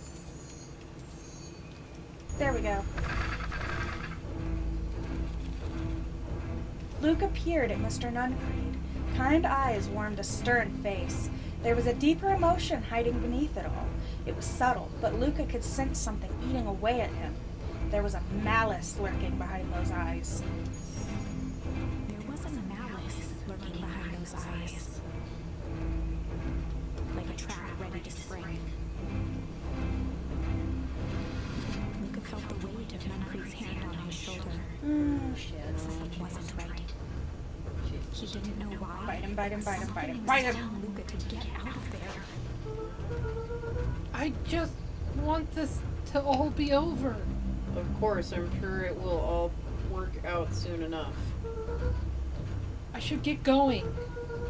I told Roxy I'd check out for Rollo at the treehouse. Luca twisted free of Nuncreed's grasp. Of course. Luca, you know your dad and I were good friends back in the day. You can come with me. You can come to me with anything. How about Anything eat this at all. dick? Me and Kaeos was making fun of it for a while about him and Grandma. Me and Oh, your yeah. grandma could get it on. Oh, jeez. Well, I mean, yeah, guess when you get old. Well, now that we know that she's actually A younger, Younger. yeah. You know, you ask anyone who's ever, like, worked in nursing homes. Those old fuckers are horny. I bet, yeah. Yeah, I can only imagine. hybrid a dog and a deer. You know, Oh, yeah. Luca's dad had to be a white deer. Yeah, because he's an albino deer, yeah. No.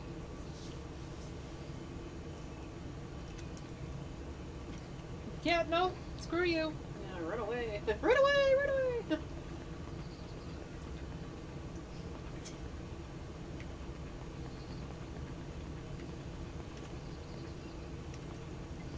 Hey, how's it going? This Uh. festival decorations are a bit humdrum. Now, if I were to throw a festival, it would be a thing to behold. I agree. This is more than a little sad. It's worse than sad. It's boring. What if we did a little something to spice things up? I'm listening. You know that the festival sign waiting to be unveiled. It'd be a shame if The someone... two scurried off, eagerly formulating a Oh plan. my goodness. Rich kids, man.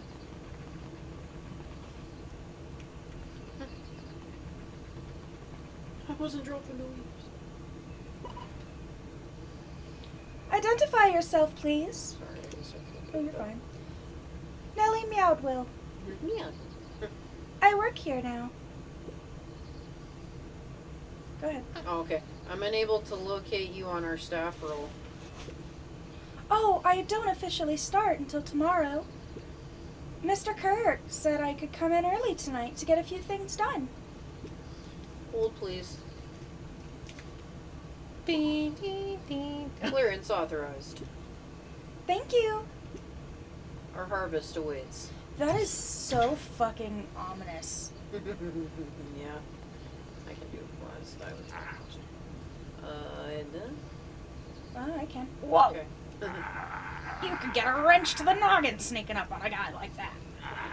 Don't scare a man while he's junking, Sonny. Evening, Joe. Jeff. Evening, Jeff. Isn't it kind of late to be junkin'? Might as well ask the same thing of you. Find anything good? Bah! Ever since Perennial Harvest moved in, even the junk is trash. You can learn a lot about a person by what they throw away. With this bunch, it's all shredded paper and coffee cups. Well, I better get going. I didn't see nothing if you didn't see nothing. See what? Exactly. I like that old man.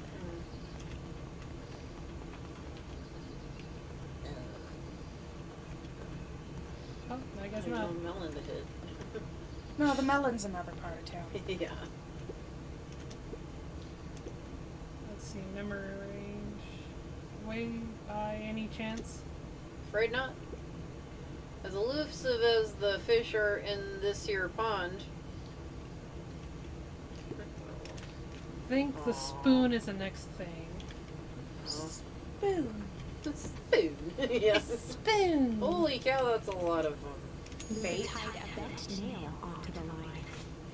If all you have is a hammer,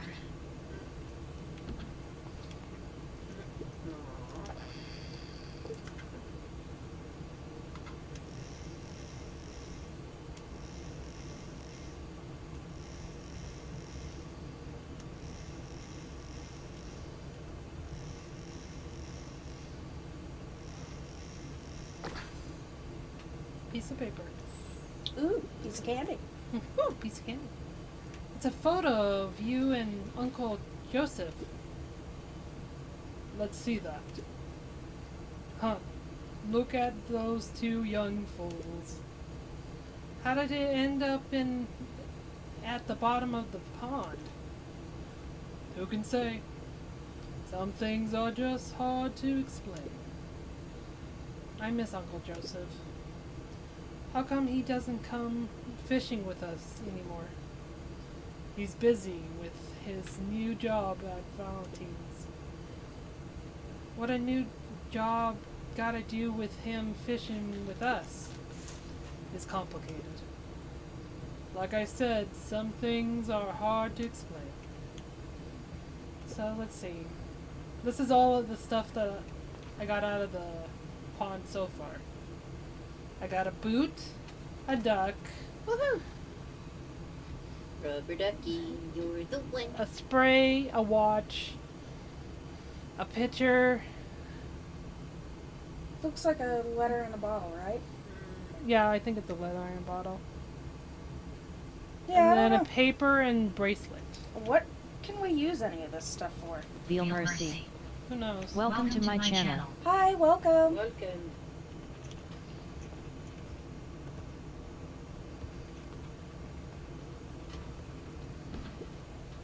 Rollo! he aired a long holler into the woods. Brother! Here, doggy! That's a cat. Margo! Sorry.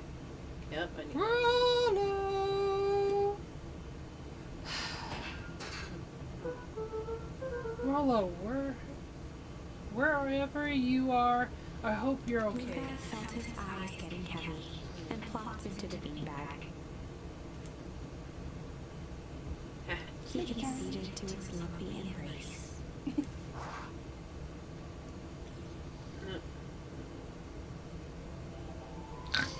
Once again, Luca found himself in a vast black expanse.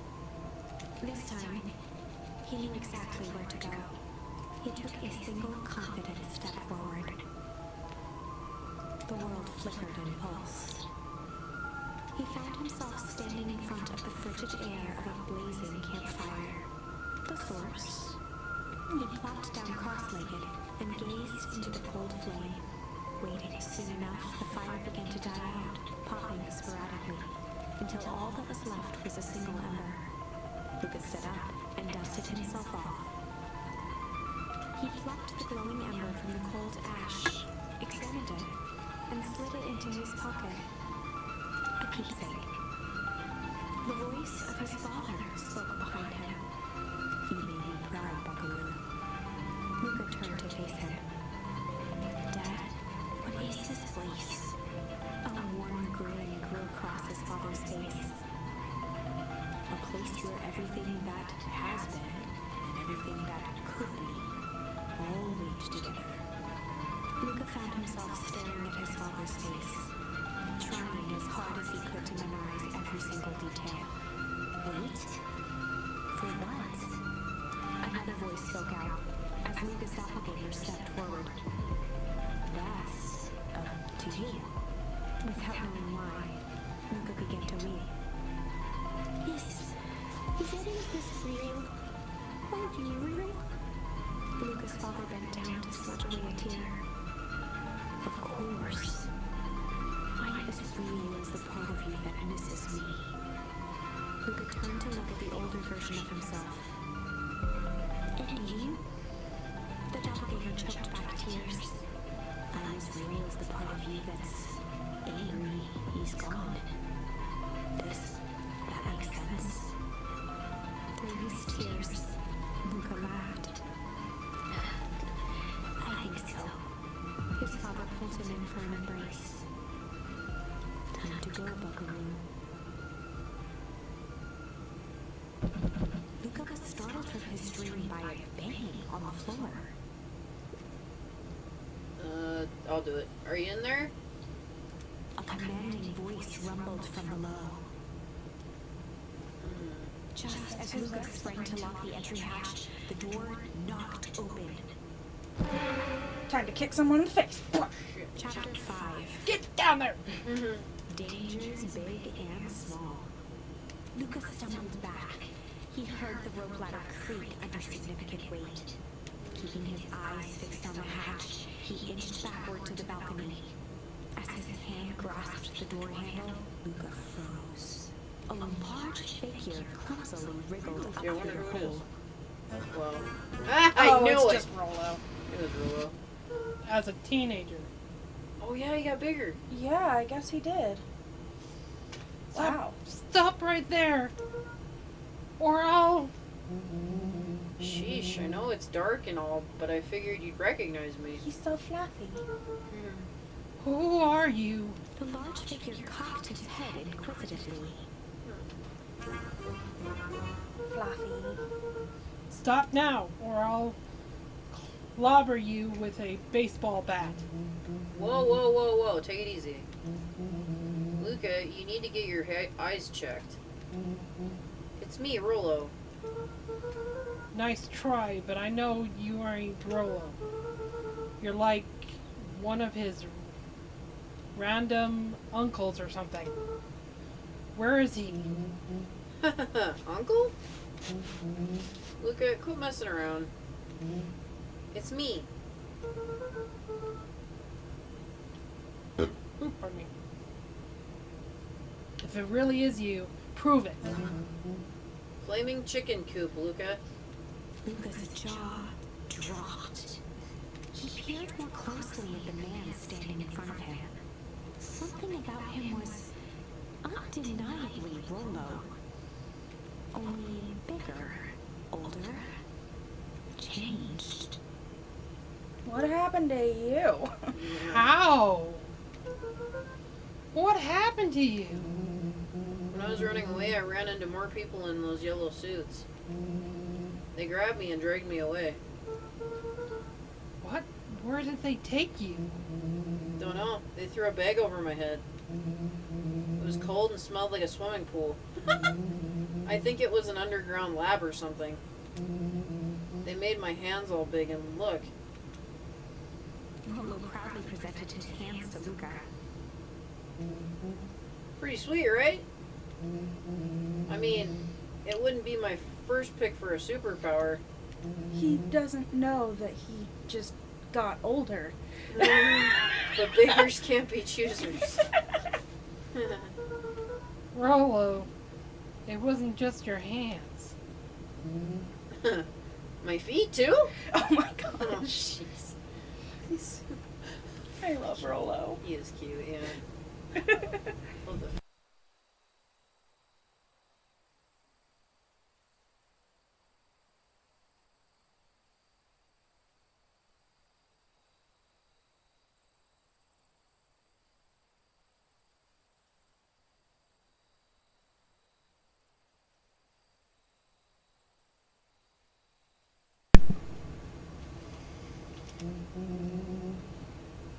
Dang, Pa just made me new shoes. Aw. Wait, Luca, why are you so small? Luca moved to the side and pointed Rollo to his reflection in the balcony window. What the? His hands shot up to his face. Holy Toledo! Rollo, what did they do to you? They made me drink some sort of green crud. You. Actually, it wasn't too bad. It kind of tasted like licorice. I passed out and woke up like this. And then I sort of smashed open my cage and escaped. Whoa, you smashed open a cage? Kinda. At least I think I did. It's all a bit of a blur. They had you in a cage? Who are these people? I don't know who did this to you, but we're gonna fix it. And Rollo's like, nah, don't. Fix it? Yeah, I don't want to fix it. Yeah. This is awesome! Well, I'm just glad you're safe now. Luca, you don't need to worry about me. Sure, I got snatched, but look at it this way. I got snatched. I know where snatched people go. We finally have a lead on what happened to your family. Maybe you're right, but this is all seems dangerous. Danger? Ha! I laugh In the face of danger. He Ha does. ha ha ha! Yeah, sorry. I'll take them all on. Pretty much. Oh, hey! Hey, fellas, what's she up? Even, yeah, she even kind of, what happened? Yeah, she the- looks different too. Yeah, what is his name? Hiff or Iggy? Iggy, yeah. Oh, okay. Yeah. When he splashed her with some of the green stuff. Oh, her hair turned blue. Yep. That's it? Okay. Well, it turned white, so she colored it blue. It looks pretty. Okay.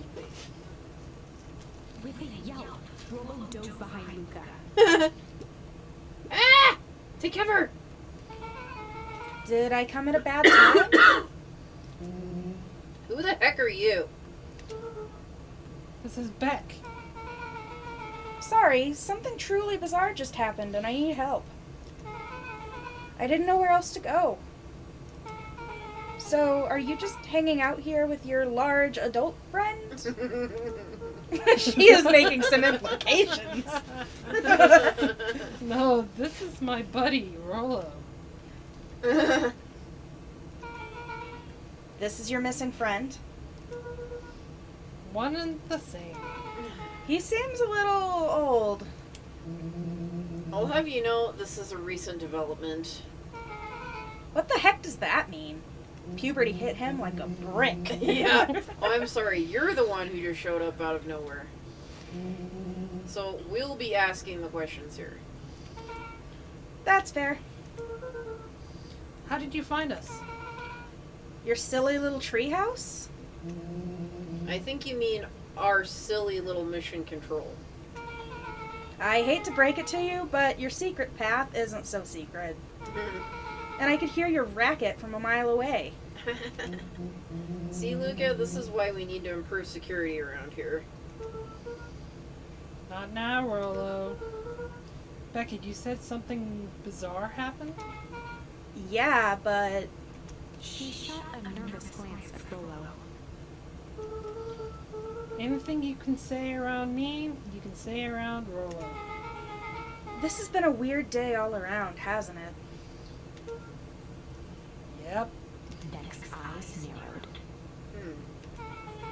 Okay, so it all started when I made it back home. My first order of business was to try to salvage my hair. So I dyed it with some stuff from the chemistry set my mom gave me. Yeah, that's smart. Yeah. It burned! Okay. I just need to play it cool. And hope no one notices. Oh, here comes Mom. Guess what? Notices what? Oh, nothing. I was just... Come over here and let me have a look. Oh, honey, what in the world did you do to your hair? I kind of felt like a change. This is going to take forever to grow out. You were the one who said that change was a good thing, right? I was talking about your mother's new job. I was talking about us moving. Well, I guess I just took your lesson to heart. Iona tried to put on a smile. I don't know. I think it looks good. Yeah. Before I forget, I came up here to tell you that Nellie had to go into work. Tonight? Her and Mr. Kerr decided it would be good for her to get some things done before tomorrow. That Kerr guy sounds like a grade A creep. Beck? He is! Him and his weird cult of personality. You are not going to ruin this job for Nellie. It means too much to her. Oh, I know exactly how much it means to her. It means enough to her to exile her daughter to this podunk town. This place sucks. The people are weird. You just don't know them yet. It's always cold. We're in the mountains. You'll get used to it. I can't even pick up a single decent station on the radio. It's all banjo music and farm reports. I feel that, sister. I feel that. I know I grew up in a town not that different from this one. Is that why you're better at talking to plants than people? Okay. So here's what we're gonna do. First of all, you're grounded. What? In the morning, I'll have Nellie come and see what we can do about fixing your hair. You need to look presentable for the festival. I think her hair looks fine. I think But- it does too. Not another peep. She sighed, and after a moment, looked down at Beck sympathetically. I know moving is hard, honey. But that doesn't mean you have to make yourself miserable all the time. Other people seem to have it covered for me. Oh, and if you decide to rebel by denying your by dyeing your hair more, denying your hair. Just laughed and tousled Beck's hair. You are denying your You're hair. denying your hair. Yeah. Sorry. I'll just shave it off for you. Think of how rebellious you'll look then. Very funny. Thank you. Good night, sweetie. Good night, Mom. Wait. First of all, this town does not suck. Second, you need help because you got grounded? No. I'm sorry you got in trouble. It's my fault your hair got screwed up in the first place. Don't worry about it. I actually kind of like this look. Great. Can we go back to the story now? The next part is the important bit. I have this radio I upgraded with my mom, and I was too angry to sleep. So I tried to dial in something worth listening to.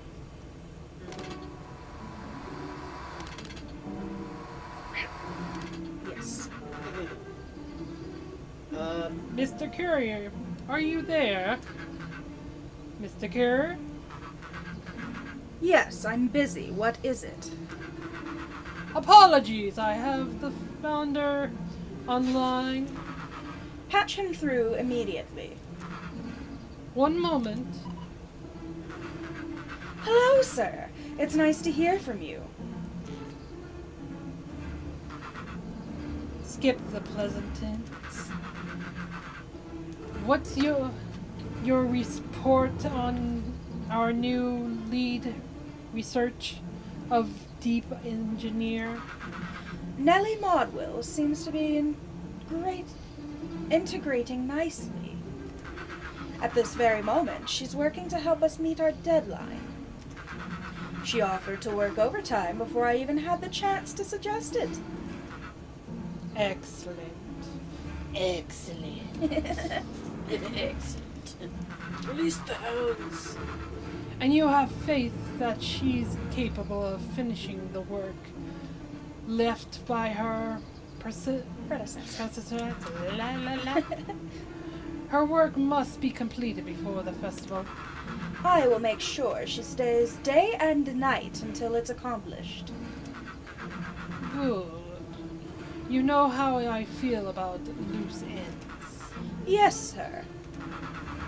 Once she has finished the work, we need to make a determination regarding her long-term prospects in the company. Immediately, sir. I usually have more time to fully bring people into the fold. We are in the end game, Billy.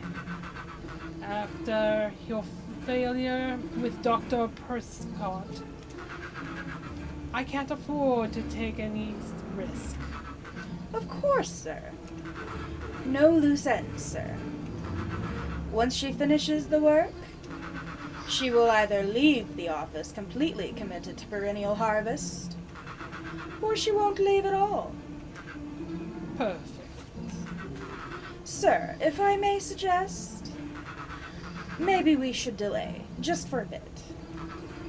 Oh, It's just, we seem to be rushing to hit this festival deadline. And rushing into things has caused some issues in the past. I see. Please understand that I want what's best for you. I am eternally grateful for all that you've done for me. Bill, I'll make this very clear for you. I brought you in to make things run smoothly, not to have opinions. Of course, sir. Chin up, Bill. You are only a few days away from having everything you ever dreamed of. Yes, sir. Thank you, sir. Whoa. Yeah. Just so we're clear, when they said loose ends, they were talking about murder, right? I hope not. Like actually killing someone?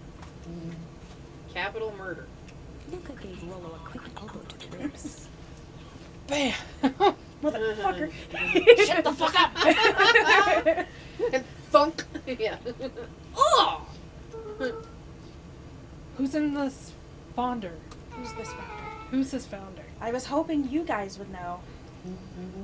Now, as far as we know, Kara's the top banana at perennial harvest. He sounded scared of this founder guy. Oh, sorry. We have... I'm zoning. I was even staring at it. That's what's crazy. So we have an even topper banana on the field. Good lord. What the hell is my mom caught up in? Has she talked about the job much? Not really. She said she was going to come in and continue the work of someone she respected. Luca, do you think that body at the warehouse was... The person Beck's mom came to replace. That would make sense. Beck? It seems like Nellie's predecessor got, loose-ended. I'm getting that impression. Okay, so we need to get your mom out of there before the festival happens. 2 days away. Won't she just come home after work? No. The creep on the radio said they were going to hold her there until then.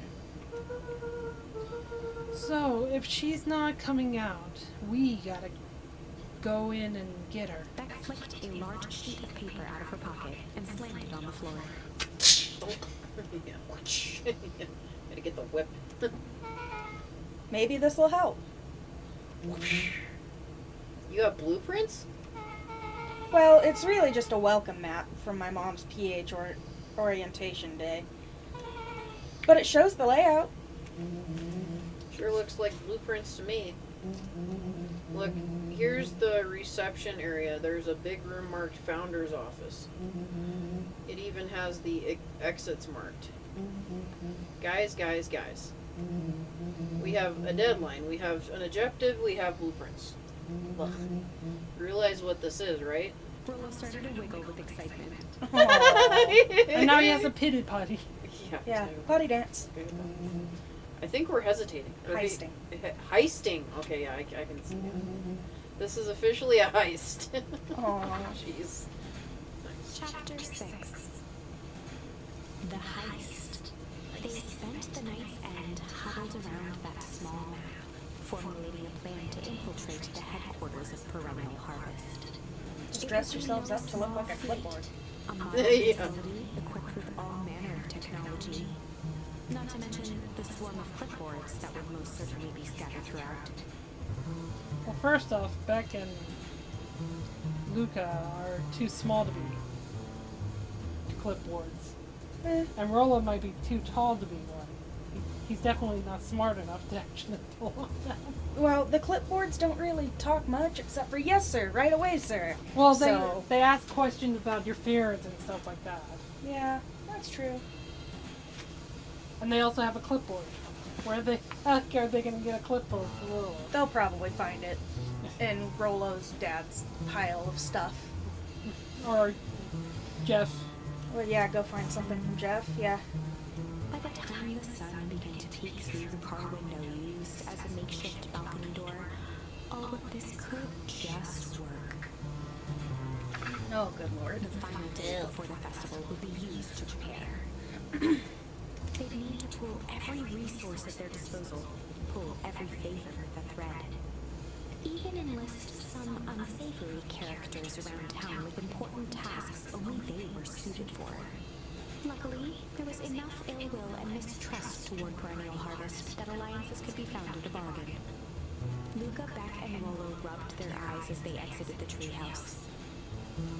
They hadn't slept at all that night. There was no time. The festival was to begin in one day, Kidding. and they each had their assignments.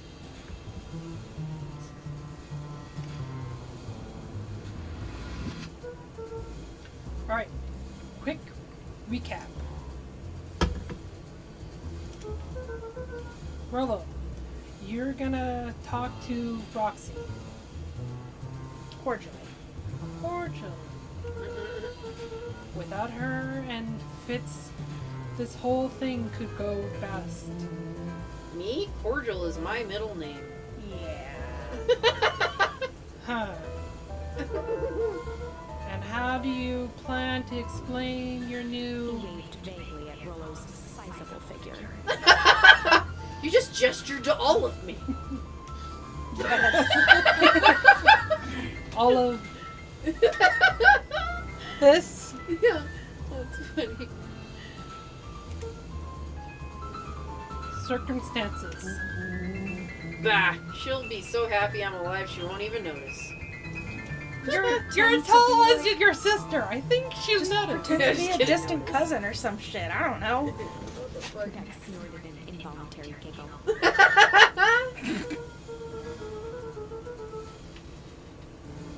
And Beck, You're sure The Ilona. Ilona won't just shoot this whole thing down and when she hears of it? She'll listen. Once she understands the danger Nellie is in, the danger we're all in, the plan will make sense. I don't think that's gonna work out for you, sister. Okay. That leaves me with Jeff, then Iggy. How are you gonna persuade them? I'll think of something. They each looked at each other with sleepy confidence and nodded. Bro, they're gonna find out that Beck wasn't in her room. Well, Godspeed. Yeah, no kidding. Enlist the help of Jeff. Yeah. Enlist the help of Iggy and Tish. I like how the bridge just doesn't mean anything. You can just walk straight through the puddle. Let's see. Oh, there were glasses. He's gonna lean on it. Oh my gosh. Kids are so funny.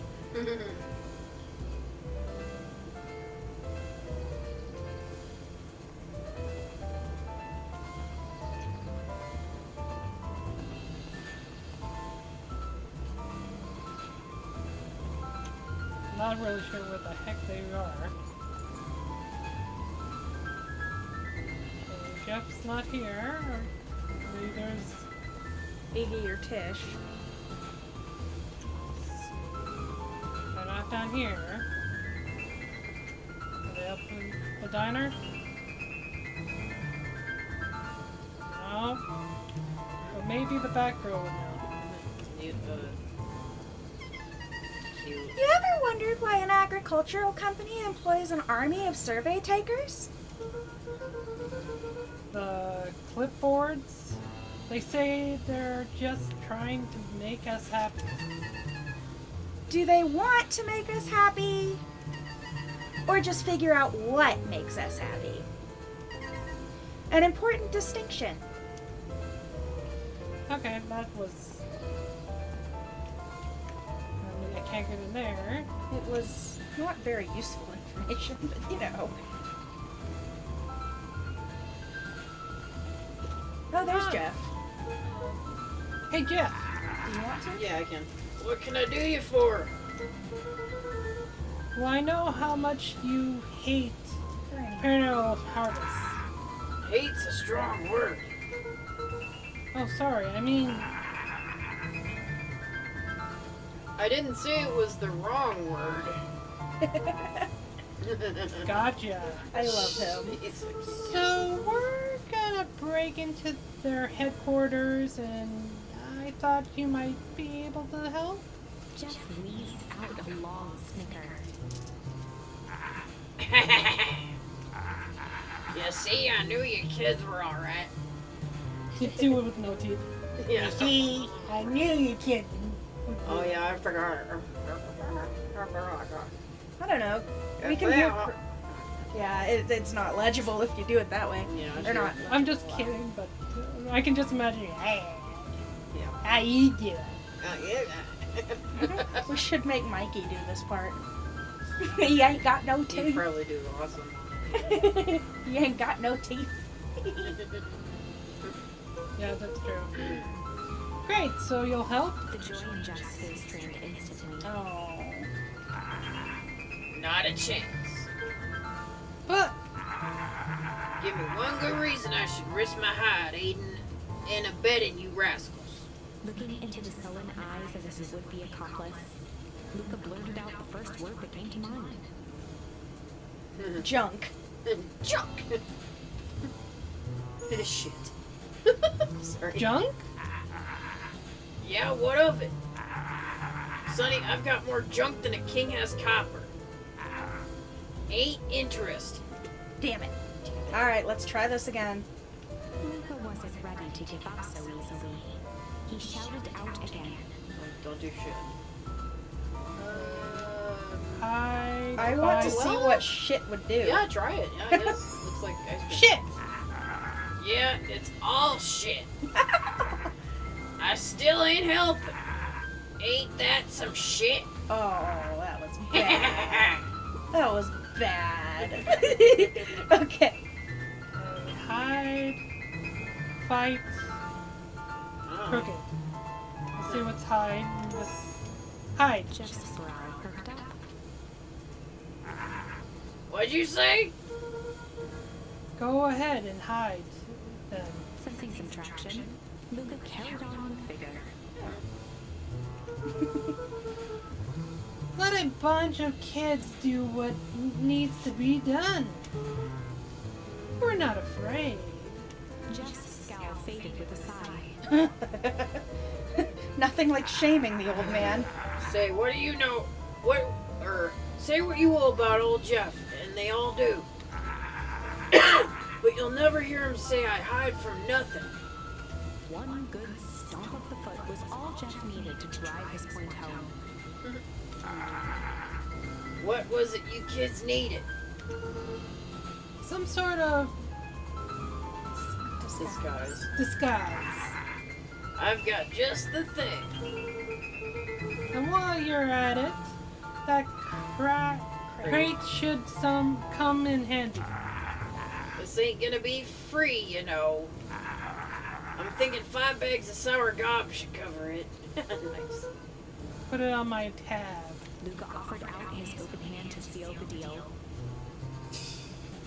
With a firm and dusty grip, Jeff reciprocated. Done. Swing by first thing in the morning. Enlist the help of Jeff. Got that done. Right on. Now we just have to find the bullies. Nope. Can't go there either way. Oh, Oh, there they are. Ah, kick you in the ass. should I be Kick you in the ass. Do you want to be Iggy this time? It doesn't matter. I can be the hippo. Rhino? Okay, Yeah, I'll Rhino. be Iggy then. It's Okay. kind of fun, anyways. Oh, he's so Hey cute. Tish, look who it is. Luca, are you here to try to tickle us to death again? Look, just hear me out. Iggy raised an eyebrow suspiciously. We're listening. Iggy, I know we've both been giant bugs of Shit! Yeah, there you go. shit to each other. Iggy gave a reluctant shrug. Eh, you're not wrong. But lately, life has been kinda... Shit.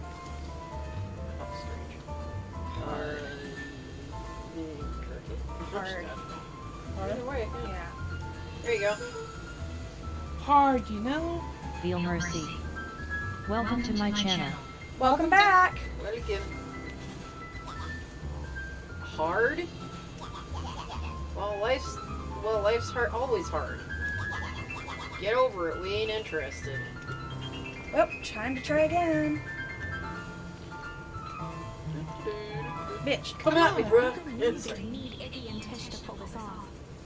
He tried again. Yeah, I know we've both been giant bags of shit. Oh, yeah. Shit's the only one that makes sense. there. It does, yeah, because... Iggy gave a reluctant shrug. You're not wrong. But lately, our life has been kind of Maybe strange. strange. Iggy You know? considered the point. Things have been weird around here. So I'm offering a truce and asking for your help. What you say if we Break. break our hostilities, at least for now? We do like breaking things. Even if a truce means less breaking things. What if I told you there was a way to have a truce and break stuff? Go on. I need you to cause a distraction so I can sneak into Panoa Harvest HQ. A wild-eyed grin spread across Iggy's face. My, Luca Van Horn, I'm impressed. And after this is all done, maybe you and Tish can come hang out at the treehouse sometime. Iggy glanced over to Tish, who nodded in agreement. Fine. But not because we want to see your crappy treehouse. Yeah, We right. just like to cause chaos. With a quick nod, Luca was off.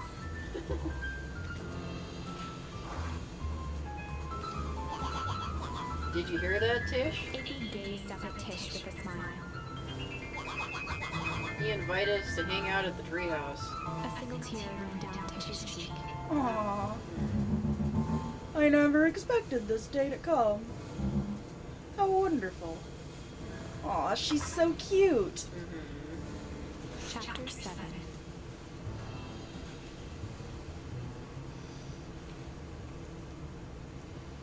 Into the hive. A good heist requires preparation. And thorough preparation takes time. Something they had precious little of. So far, everything is in order. My feet are so cold. It's mostly the left foot right now. That's weird. I have poor circulation probably. Tuck your feet under the blanket. Well, they kind of are. That's what's weird. And I got socks on and everything. Damn feet. Jeff, Iggy, and Tish all agreed to do their part. Okay, alright. Beck radioed I Luca think back I'm gonna with a duck simple out here and in a overt bit though, message. sorry. Sure. I haven't slept. I slept like maybe 5 hours last night. Okay, do what Sorry, you gotta do. Sorry. No problem. I know, I always duck out on you guys. I'm a jerk. No, you need sleep. Just because the two of us don't have a healthy sleep schedule. Well, I just don't sleep all day. I'm stupid. I should be sleeping more. You're not stupid. Your body just won't allow you. It's like, nope, you're getting up. Or I just don't want to. I feel that. I don't like sleeping. I mean, Well- I do, but it takes me a Well- while to get to that point. Yeah, it's kind of a. I like it, but then like sometimes it's like I just don't want to do it all day. You know, like or I Yeah, just don't yeah. want to do so much of it. And I can function on low sleep usually. Yeah, but probably best you don't. True. It'll take a toll on you eventually. Agreed. Yeah. Oh yeah, it does. I'm sure. Yeah. But anyway, sorry. Go ahead. And Rolo, after a lengthy confession, Actually, I managed to might stay just duck rousing out fixed now. head. Oh, okay. Freaking Well, tired. I'm good sorry. night. Me and Meg have this. Yeah. Chaos out. I'm ducking out. Peace out, peeps. I'll drink that though. Oh, yeah, Put it- yeah. put it in the church. Yeah. Thank you. Mm-hmm. I'll leave it over here so you know where it's at when I start yeah, cleaning definitely. stuff up. Sweet.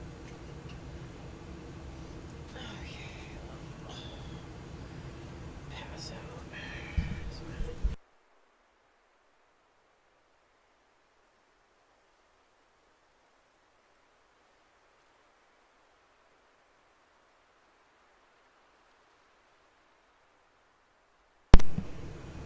Chaos went to sleep, so it's just me and Meg now. Yep. He stowed away in mission control for the night to avoid attracting attention. Rolo, being uniquely suited for the role, would be the first to breach perennial harvest. The outfit provided by Jeff wasn't perfect, but a convincing disguise is 10% wardrobe, 90% confidence. Oh, Jesus. I'll be the Rolo good took a few vigorous breaths and shook out his arms. Just Really? stay calm, Rolo. You can do this.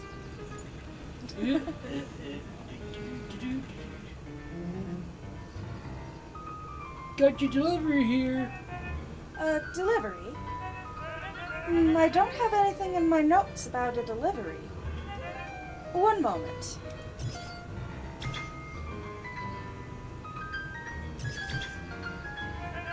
I'm so sorry, but there's no delivery scheduled for this morning. Right. He had to think quick. That's because this goes directly to the founder. He asks that it be kept secret. Rolo sighed, adjusting his tool belt. You know how the founder is. I suppose we can leave this one off the records.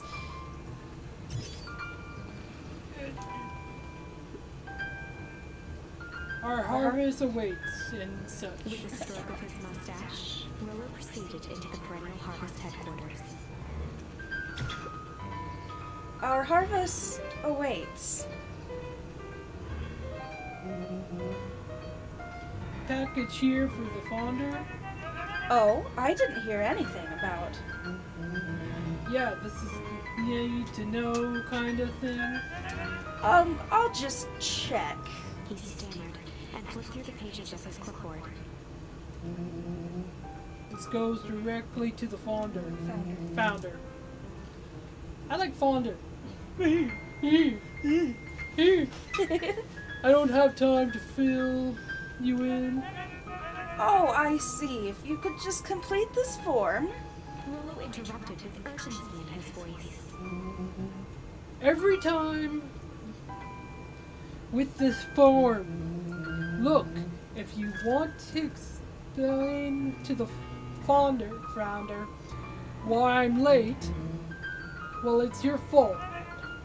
I'm sorry. Funeral. It's your funeral. What did you say your name was again? I'm... Rolo panicked. Oh, good God. Our harvest awaits. Sir, that's a restricted area. Excuse me, sir. Our harvest awaits. Ready to light the candle, Tish? Yep. Suck on this, perennial ham fist.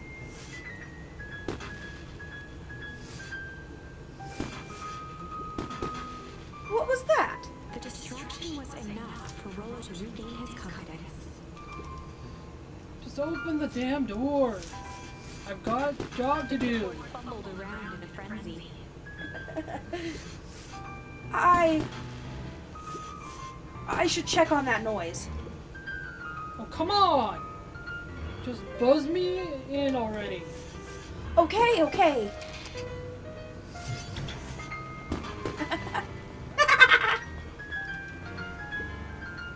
Phew.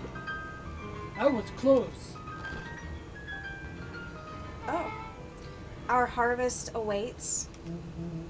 Hey, I figured when it doubts sticks with the classic. Well, that was a close one. But you pulled it off. Nice work, Norlo. Alright, if everyone knows what to do, Yep, deep engineering is to the north. I'll go with Beck.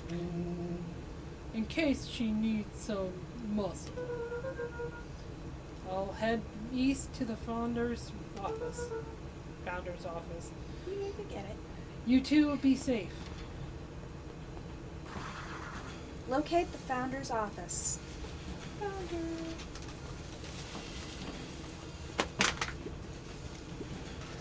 That's odd. There's not even any cups for the water.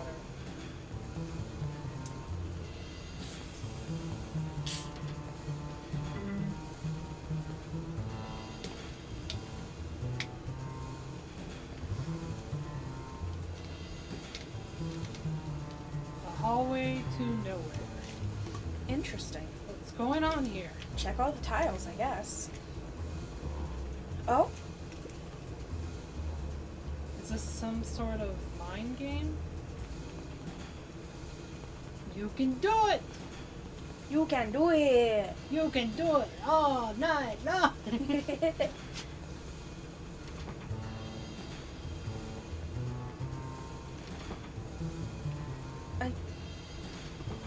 Uh-oh, it's Solomon. Solomon. Solomon stopped at his tracks. Oh, shit.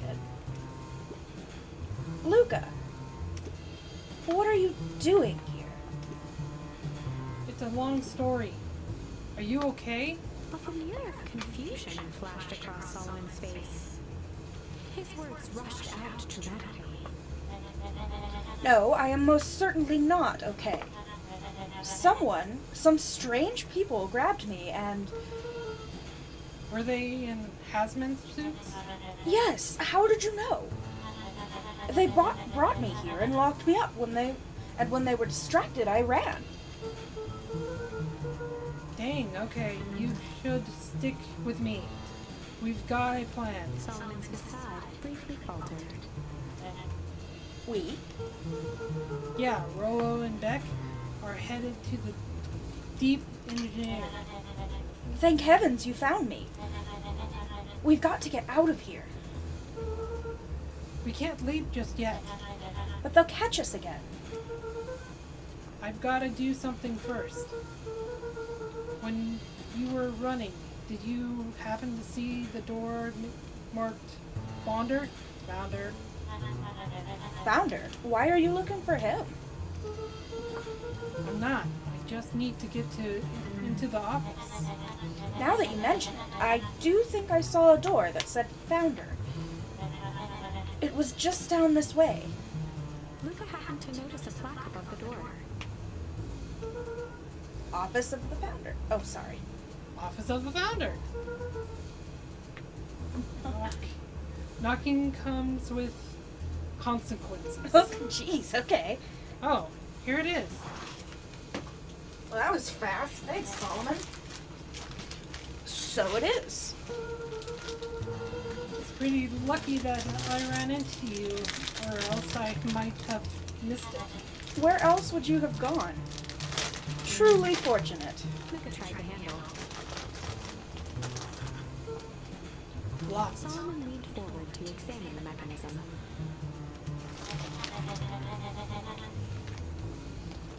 Regrettably, it seems to be some sort of electric lock. I don't see how we could possibly defeat a lock like that. Luca smiled and looked at his watch. Let's just wait a minute.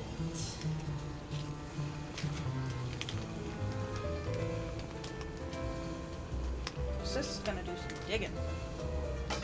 I can't believe that actually worked. I don't know what sort of funny business you're up to, but I like it. And quick hatchet and hammered off with a whistle. Yeah, because it's not suspicious. Howdy! It's not suspicious at all that she's just carrying a random shovel around. How did you do that? It's good to have friends. Quick, let's get inside before someone spots us.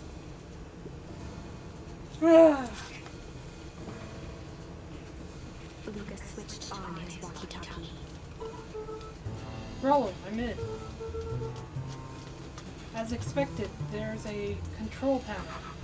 Great timing. We're stuck at locked door marked number 24601. Need you to get us through. What if someone catches us? We should get out of here. I'm not leaving my friend solo. On the computer Solomon. a green cursor blinked in the password field. Surely you don't have a way to get around the password. Luca pecked out his best guess. Underground secrets. The screen blinked to life. Columns of green numbers glowed on a black background. How did you just guess that? Oh, it's this Absurd. password Rollo heard when he was down here before. It's funny how someone arrogant enough to call themselves the Founder uses such a basic password. Or they were thinking several moves ahead, not expecting anyone to guess something so simple. This villain type always end up outsmarting themselves. Meanwhile, Sharper's over here like, you motherfucker. Shit.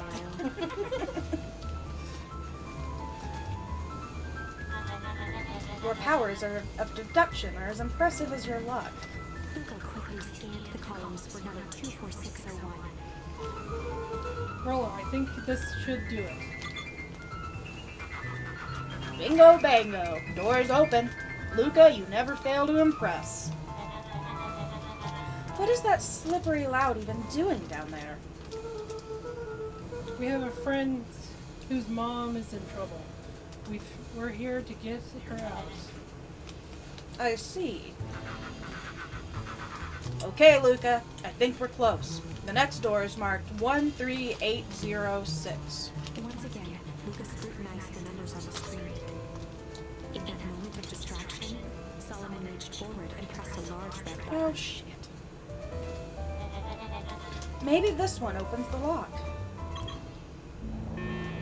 You little shit. Crap, we've got company. Luca, must go faster. 1 second, I can't think with all this noise. Skimmed the screen with his finger. I just want to point out for a moment that there's darts thrown at, The at his son. Yeah. That's so sad. Yeah. Okay. And did you see the chair? It's got Solomon needs. Oh, that's funny. He's also a smoker. And drinks whiskey. Yep. Good God. Okay. Here it is. 13806. Go, go, go. Curse these fumbling hands. My apologies, Luca. Don't beat yourself up. I know you were just trying to help. Uh-huh. Help himself. The clipboards are just so... Aw, man. No water cups. Turn the damn thing on. Like, tip it over. Yeah. Rollo, are you okay? Rollo, come in. Oh, shit. Mr. Kerr approached with a sneer and spoke into his walkie-talkie. You can turn off the alarms. They're trapped. With self-satisfaction, he called into the hallway. That, my dears, is a dead end. Nowhere to run. Rollo, where are you? Are you okay? Yeah, I think we lost him. Making our way back to Nellie's office. Okay, you two rabble-rousers are coming with us. No. Oh, sorry, you Well, guys. I don't... You can be her. You can do the girls and I'll just be him. And the Oh. clipboards. Make a break for it! He looks like he's about to putt. Did that little shit just kick me? Don't just stand there. After them. I like a girl with me. Okay, I think that worked. Roxy and Fitz have them on a wild goose chase. I am having trouble following what just happened. Like I said, it's good to have friends. Rollo, how long do you think Roxy can distract them? How long can Roxy keep someone so pissed off they can't see straight? Let's just say we've got time. Entering Nellie's office now. Mom! Oh, honey, what did you do to your hair? I thought you'd be happy. I finally used the young chemist lab kit. You sure have a knack for making me incredibly proud in the most frustrating ways. We need to get you out of here. We? Who's your adult friend? Oh, I'm not an adult. Oh, that just makes it worse, Rollo. Ever heard of a growth spurt? I had more of a growth spew. No, that's not possible. That's not possible. Nella leaned over to examine his teeth.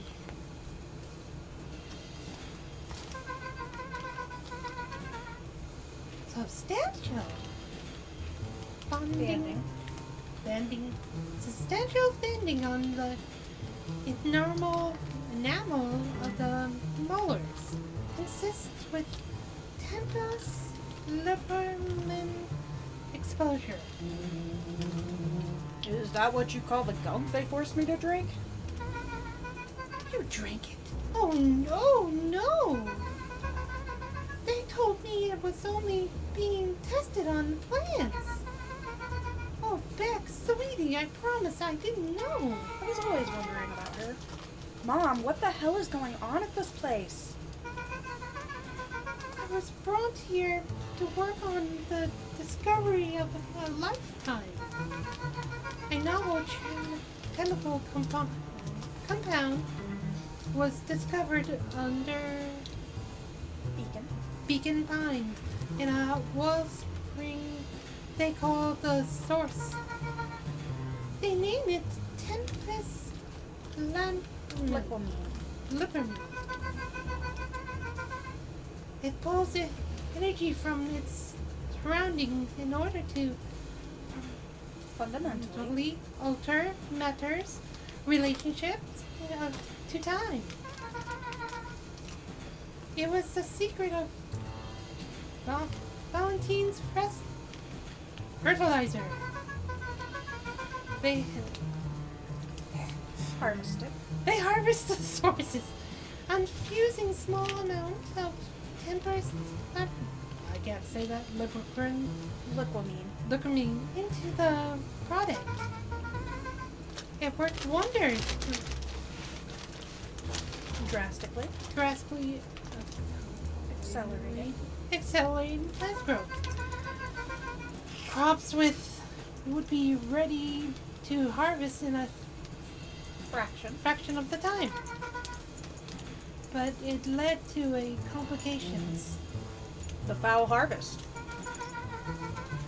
Colonel Harvest came in to clear up the mess, to succeed where Valentine's failed.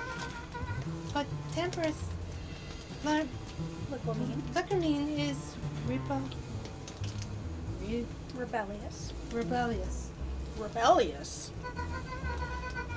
You can think of it as a misfunction of change itself.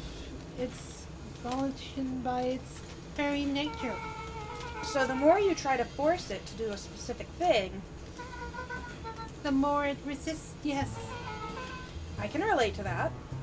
Uh-huh.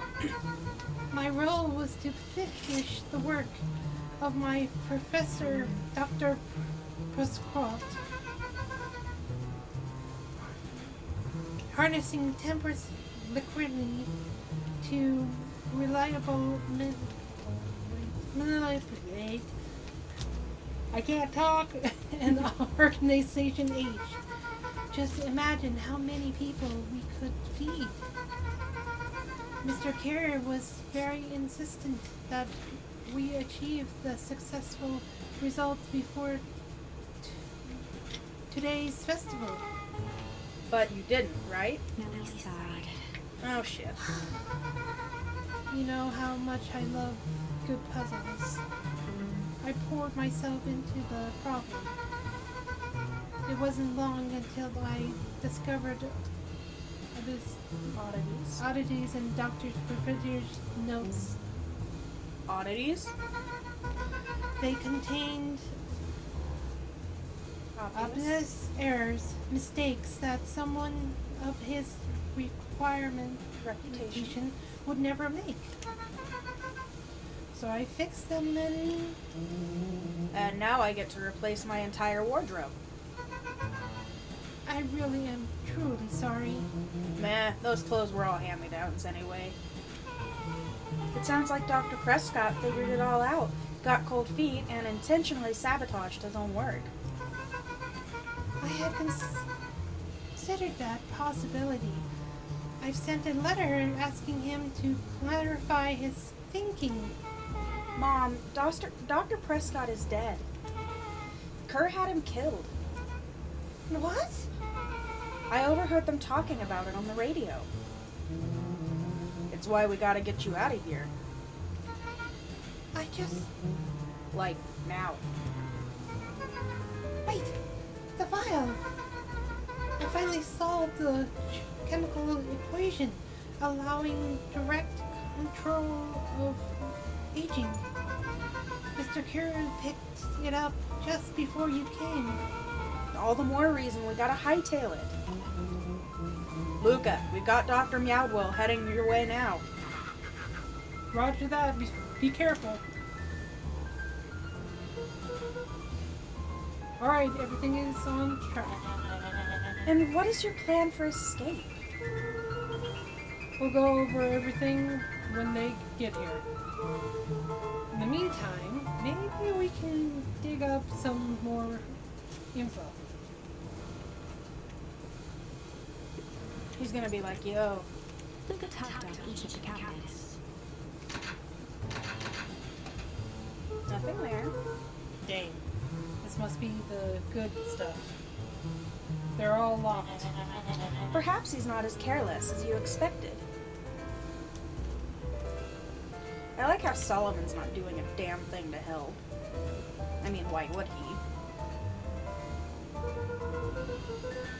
It looks like the founder was helping Carrier plan the festival. Why would such a secretive leader be obsessed with a party? Only time will tell. Luca held his hand up to the ashtray. Still warm. Yeah, how did you not smell smoke on his breath? Right. Interesting. He must have been in here recently.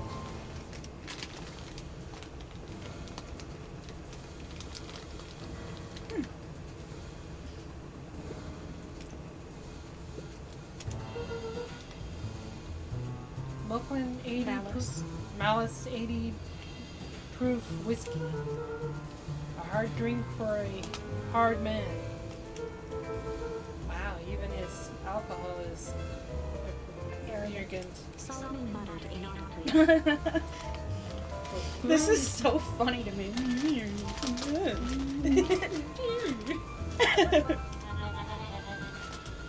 I should just smother you right now. What's that? I said, I shouldn't bother you right now. Don't be silly. You're no bother at all.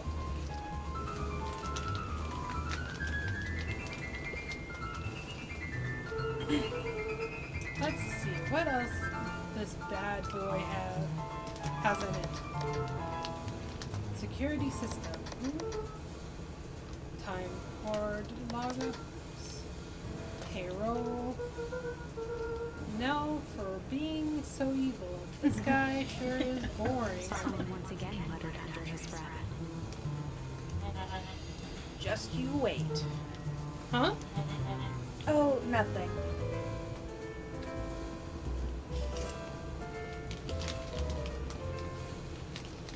You're gonna find out Solomon smells like smoke.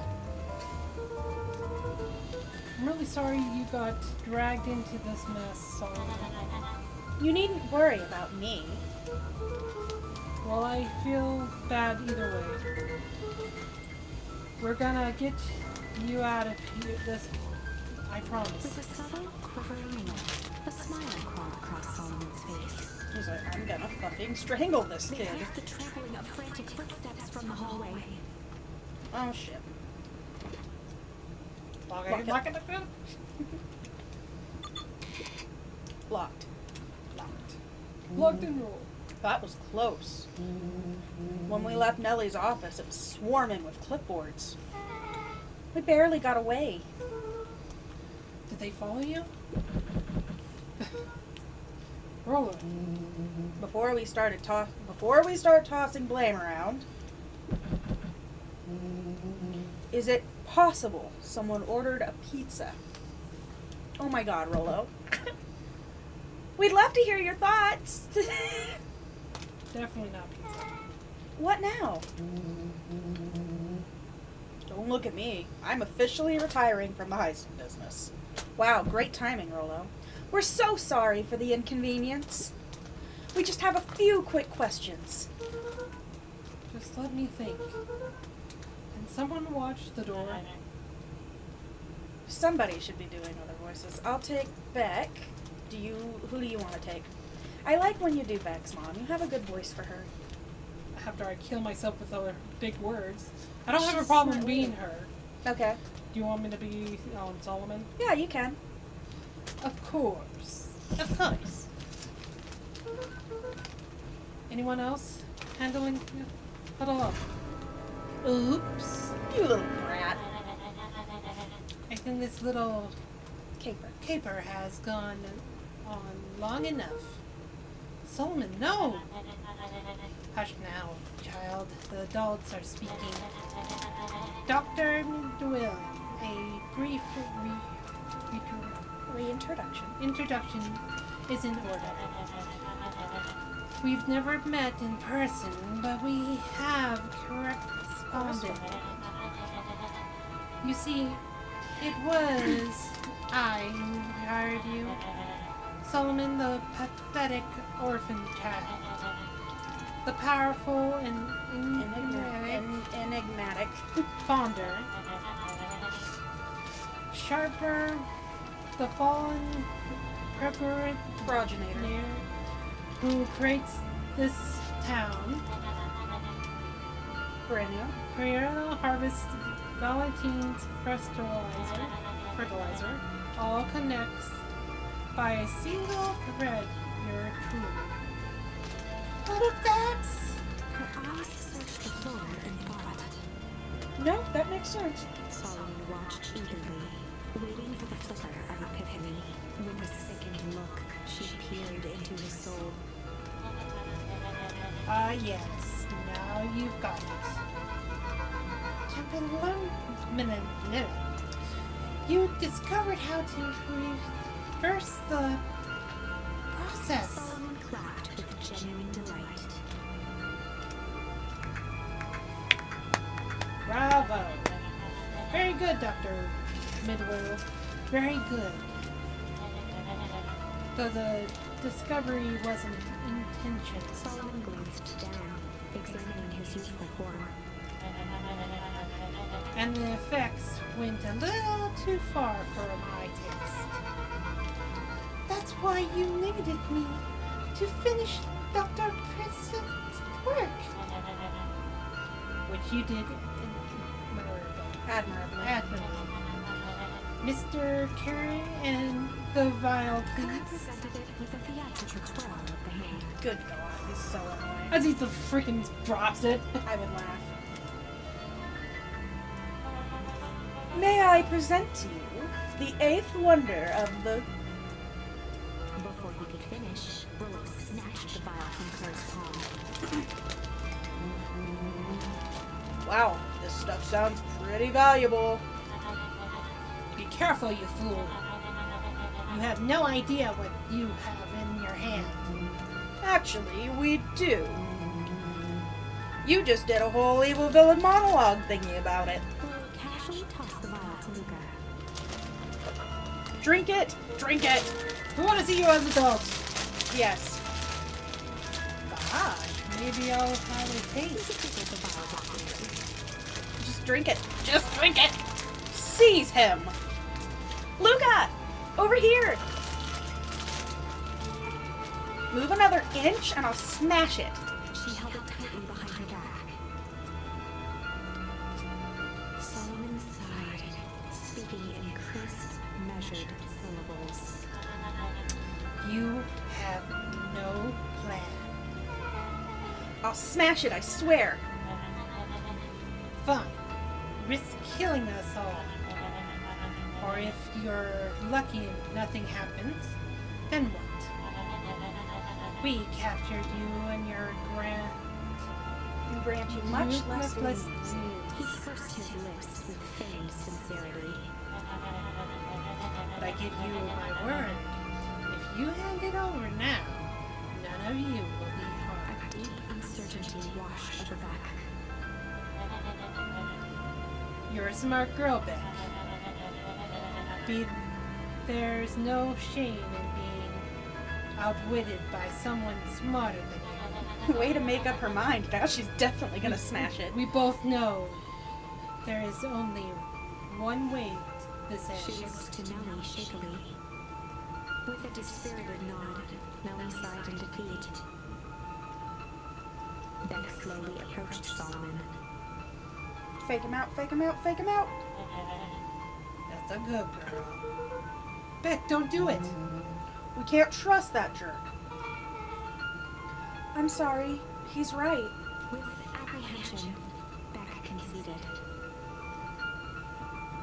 Solomon pocketed the vial and brushed off his shoulder with a sharp flick. Mr. Curran, you have allowed yourself to be humiliated by a group of children. Report to my office tomorrow for a performance review. The blood drained from Kerr's face. Oh, shit. Of course, sir. But first, we have a speech to make. Trot out there and give me the introduction I deserve. And don't forget to smile. Yes, sir.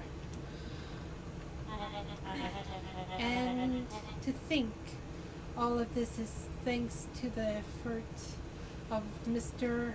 Van Horn. I don't understand.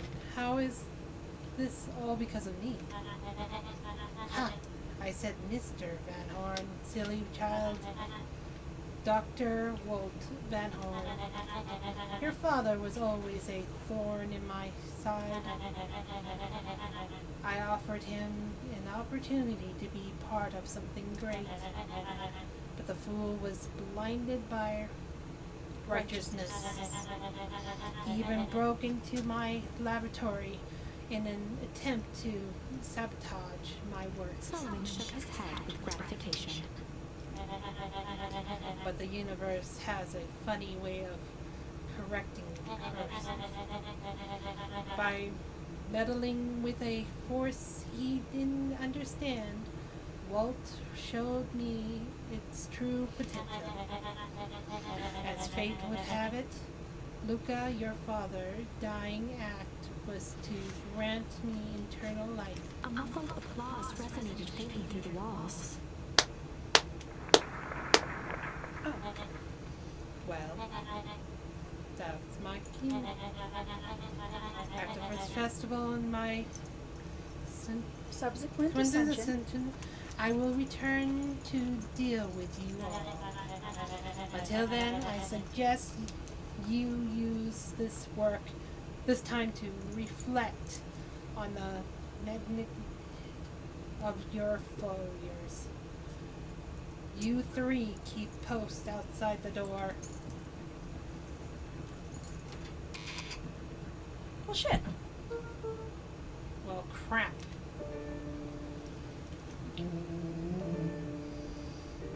I can't believe Beck sold us out like that. I'm not sure she had any other choice. So now what? What's the plan? I don't have one. Of course you do. You always have a plan. Rollo, Just need some time. Rollo, it's over. We lost. Nellie was staring at the floor, deep in thought. Sorry, Luca. Give me a minute to calm my mind. Hey, I'm sorry, Luca. I did what I had to do. I know. It's just, we were so close. I've got a feeling that, eventually, Solomon will get what's coming to him. Time wounds all heals. Well, time seems like less of an issue for him now.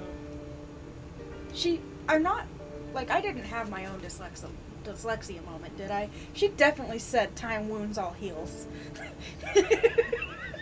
I don't think so. I could have swore that's what I read. I think that's what you read, right? Luca, there's something you should know. After Mr. Curry locked me in the office, I had nothing but time and curiosity. I poked around a bit, hoping to find a means of escape, but I found something else. A note hidden in a false drawer. What sort of note? Dr. Princott must have sensed his time at Perennial Harvest was growing short. So he left behind a letter with the hope it would be found by his successor. It was a confession of sort. He left it for me, but its content. Luca, I think they were meant for you. What? Why? What did it say? It was about an incident with your mother. Dr. Prescott found her in his lab with a stolen key card. There was an accident. She had been exposed to extreme amount of temperance liquorment. The color dropped from That was Luca's harsh. face. Considering it's not a real word. Yeah, no kidding. Is she? She survived. Dr. Prescott decided to help her recover. He no longer trusted parental harvest, so he kept her whereabouts a secret. Hey, can I ask you something? So I tried and failed to tutor a kid with dyslexia in school. How do you make that better? How do you improve with dyslexia? Like, how do you make sense of a word that won't form properly?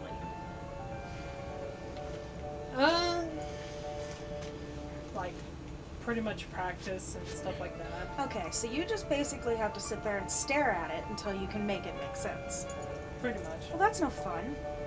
There's got to be a better way for someone to be able to help. Well, pretty much how they do it is they had a, let's say this is, this probably work better. They put this there. Over time, your mother led yeah. See, I him used to have to do that as a kid too. cider the purpose of scientific discovery. Oh, well, maybe you should just scooch up closer to the screen and do that. Yeah, but it would be like if it's over here, I'll be like, hold on. That's fair. Shit, I could do it for you. No, I'm not worried about it. All right. Yeah, if I had known better, I would have done that. No, it sometimes helps and sometimes see, it it's doesn't. because your mind is moving too fast. Is essentially why it gets all jumbled, right? Sometimes. Okay. It just depends on it. Like, some words combine together and some words just flip. Oh, okay. Yeah, I think maybe I had a little bit of dyslexia as a kid because it took me forever to get through something. And I would have to take my bookmark and take it down line by line. Yeah. Huh, okay. Well, shit. The only problem is there's different levels of it. Yeah. So, Makes sense. Thanks. yeah. And I read that, so that counts. Science is often at the vanguard of change, but that doesn't mean it's always right. And it doesn't help that this lady uses big words that most people haven't heard before. Yeah, pretty much. He realized that no one should have control over something as powerful as time itself. I now believe that's why he began to intentionally sabotage his own work. Sabotage. And it cost him his life. That's a reasonable conclusion. Luca was overwhelmed with emotion. Would breaking the word down help? Well, the only problem is when you're doing an RPG, you want to actually try. Sometimes not. Because if I look at certain words like overwhelmed, Yeah. will sometimes just be mixed together, so overwhelmed. Yeah. So that's why you have such a hard time with words like perennial, which is several of the same letter repeated. Yeah. That's why I failed my, what was it? When I took people's blood, I can take people's blood, but I failed the quiz part because A_L0 Nelly_girl. Welcome to my channel. Welcome back. they put like the whole alphabet in one word, and then the next word they did the same thing but with a different beginning. Oh, bro, that's fucking annoying. See, that's why I could never be in a medical field, because I wouldn't be able to remember that. Well, it's just like the pills that we take. So half the pills I have, I can't even. Oh, say yeah, it. but that's everybody. Like, Yeah, but yet doctors expect you to actually know what you're taking, and you're just like, it starts with a P, and then I'm just sitting there trying to explain the word, and they're finally just like, yeah, it's this. Gee, thanks, Doc! yeah. For me, I have to sometimes like have the bottle with me and be like, here, you have fun. Yeah, I just have to, I can't just go in and get my meds, because that's the VA's policy. I have to order it online. Oh, Or over the phone. So I have my pill bottle, and instead of reading off what it is, I read off a number. oh, Which I have a hard time with numbers sometimes. Yeah. Oh, I'm not So any I'm better. like- And I remember when I first started doing this, the fucking machine would time out on me and hang up on me. Yeah, life doesn't make it easier for anyone. No. For me, like when I have to talk to my doctor on the phone, I have to like, I'm taking LAMP something something something. Yeah. Something like that. Luckily, mine are pretty easy to pronounce. Mine are not. I have one that's like, Oh, no, there is one that I take that's like, take when needed for anxiety, and I'm like, it's a hydro something, doc. something like that. You should have the information on the computer that I'm taking. It's like, yeah, well, I'm currently out, and you just called me, so I'm just gonna make a guess. It's a hydro something or other. No, I really like the artwork on this. It's so cute. But if she's alive, where has she been? Where is she now? A sudden explosion. Oh, sounded no. from the hall. She's about to freeze the entire world. Chapter 8. Comeuppance. Ears still ringing, Gran picked herself up off the ground. Through the Ninja dust Grandma. and smoke, she looked over to see Mrs. Fratelli helping Hiram Tolliver to his feet. She'd had to beg, borrow, and steal to acquire those explosives. How many nights had she spent visualizing how she'd use them to make things right? And now, her one shot at destroying the source, that damned hole that swallowed so much of her life, was gone.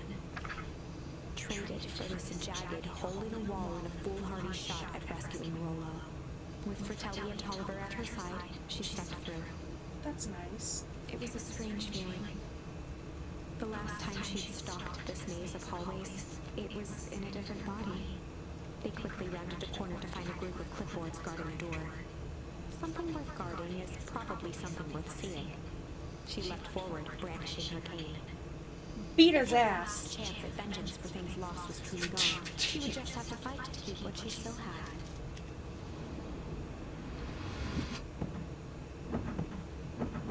Damn, she is really putting it over on him. Karate Grandma.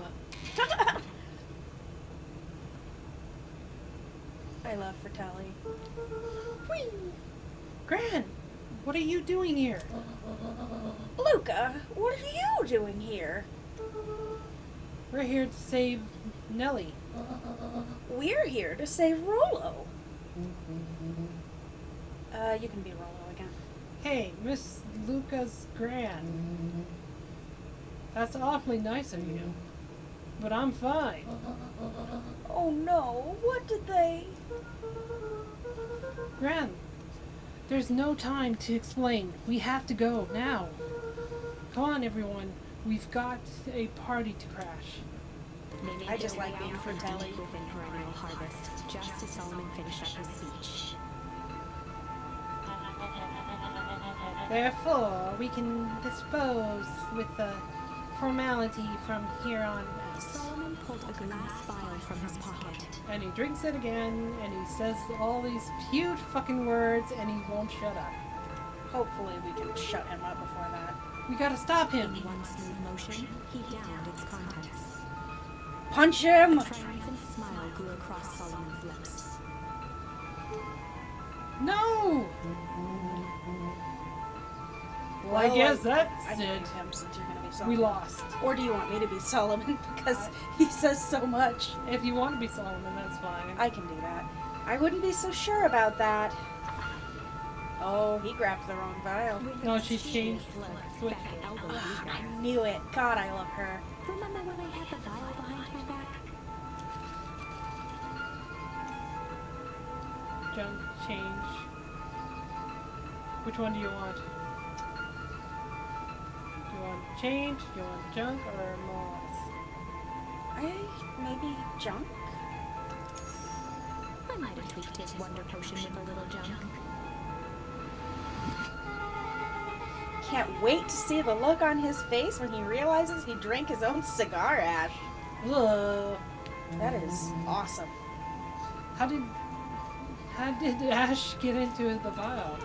It was pretty easy to mess with the vial when it was behind my back. Wow, that's sneaky. Well, it's a bad habit anyway. Yeah. Huh. Pa always says, bad habits are like 50 yards field goals. Huh? Hard to kick. He is so unimpressed. And you can all call me Sharper Valentine. His body and face began to contort and expand as he disappeared into a belching green mist. If he turns into some creepy ass monster.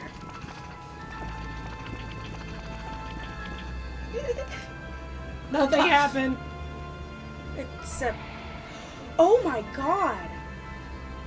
Well, that does it. Well, that's one way to get rid of him. Well, that's one way to kick a bad habit. We finally won, boys. Just as what was once Sharper Valentine wafted into the air, the crowd began to disperse, still numb from what they had just observed. Sharper Valentine was gone for good. His end would be a new beginning for Beacon Pines. A new chance to let go of the things they had lost and grab hold of the new future. The end. Is that finally the end? Well, I'd be lying if I said that wasn't a bit gratifying. If that feels to you like a good note to end on, I won't stand in your way. Let's try. What everything else said, yeah. Let's do. Do you want to see what Malice would I say? might have tweaked his wonder potion with a little malice. I love her. Alice? Oh yeah, that's right. The whiskey from his office. Yep, dude had an unfinished glass on his desk. Figured his grow juice could use a little hair of the dog. You can all call me Sharper Valentine.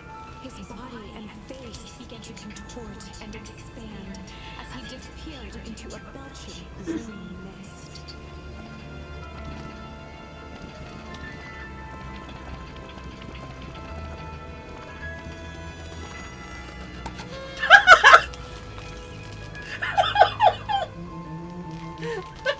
Now that's what I call 80 proof whiskey. Damn, dude. Okay, that was really funny. Pop goes the weasel. More quiet was broken when William Kerr sprinted off stage and into the distance. He was never seen around Beacon Pines, or anywhere else for that matter, again. Watching the silhouette of Kerr disappear over the horizon, Luca began to laugh. First, a low chuckle that became uncontrolled, heaving laughter. Through his tears, he was vaguely aware that the crowd had begun to laugh with him. That's a pretty funny end, I'm not gonna lie. Well, we can always go back to it. Unexpected. Perhaps a bit of an absurd ending for my taste, but well, I'm only writing the damn thing. Alright, one more. We gotta see what change might be. I might have tweaked his wonder potion with a little change. Like pocket change? Your unlucky penny. Yeah, I plopped it in the vial when no one was looking. What's that going to do? No idea. That's the beauty of science. Now, we observe. You can all call me Sharper Valentine.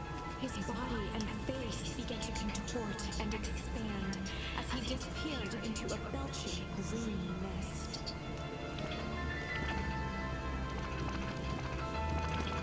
I'm sorry, watching him freak out like that is funny. Oh, he turned into a baby! Holy crap, he's a baby! Oh! Yeah, but he's still Sharper, right? What he was no longer matters. This is an innocent child. Yeah, that face is innocent. I apologize for all the harm my father has caused you. Eris awkwardly cradled the squirming child.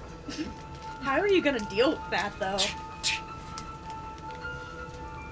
She looked to her brother, her voice shaking with uncertainty. August, what do we...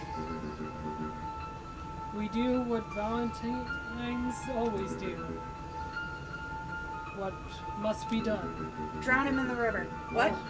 I'll hurry home and prepare a crib for father, young Sharper.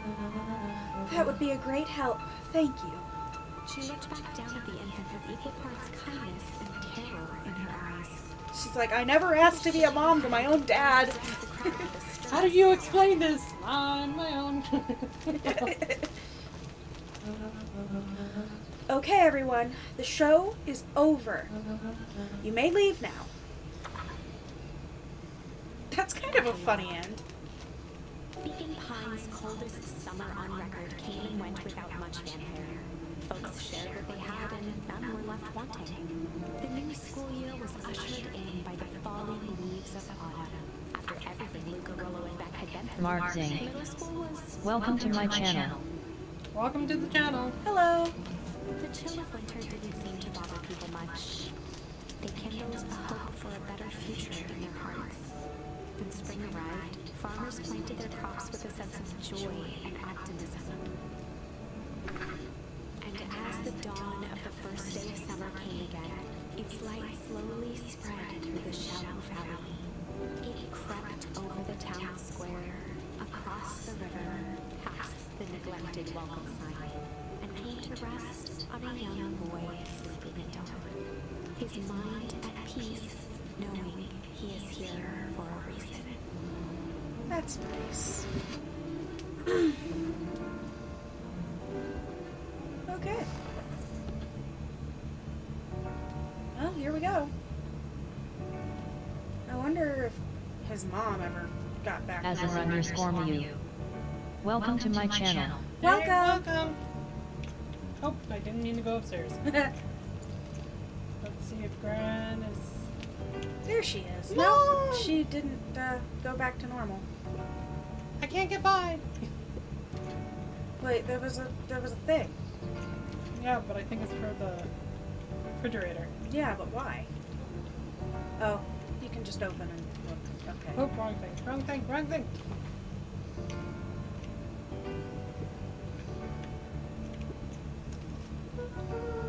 Mom, I'm ready to go now.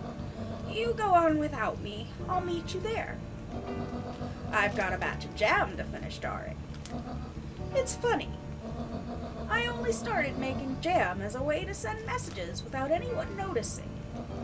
But now, I enjoy it. Alright, I'll go say hi to Rollo first. Check in with Rollo at the treehouse.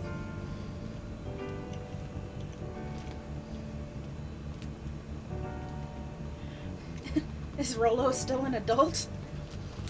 Maybe if they put pocket change in their potions, they'll go back to normal? Maybe?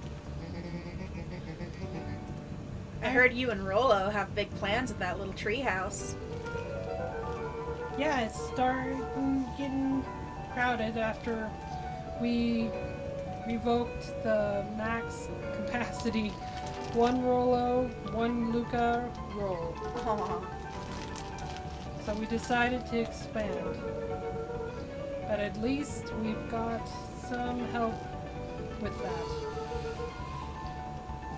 How's the internship at Nellie and Alan's shop going? It's been great. I'm hoping it helps me get into the School of Agriculture up at State. Also, Nellie said she'd write a letter of recommendation, which would be huge. I just can't help but worry about leaving Rolo. He's grown up so fast, but he's still my little brother. Yeah, he had a heck of a growth spurt. I don't just mean grow, literally. This morning, he was up and finished his chores before I even had breakfast. Well, some of that might be his excitement about the treehouse renovations. I'm good. Don't tell him this. Excuse me. But I'm coughing up a hairball.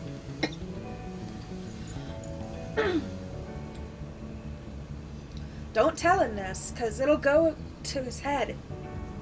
But I'm really proud of that little punk.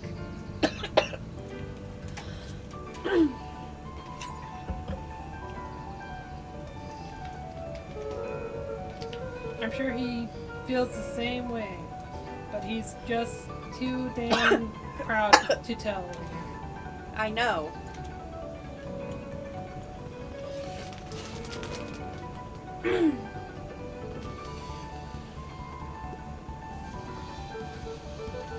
Hey Gus, how's the tree planting going? Couldn't be better. I'm so grateful to Alona and Nellie for letting me help. I just wasn't built to be a mayor. Too much bureaucracy. Gus, we finished cleaning up the sidewalks. What's next? When perennial harvest collapsed, most of the cohorts skipped town. But some stuck around and dedicated themselves to making things right. Aw, that's nice. Anyone with a knack for art can help paint the new offices. You can count on us. Well, looks like you really found your calling. I never really felt comfortable telling people what to do. Now, this right here, this is something I can be proud of.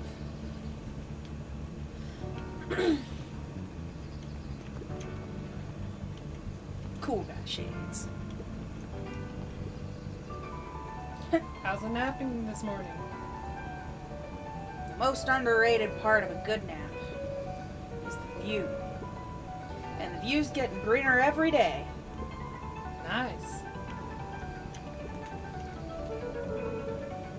I see you decided on a name.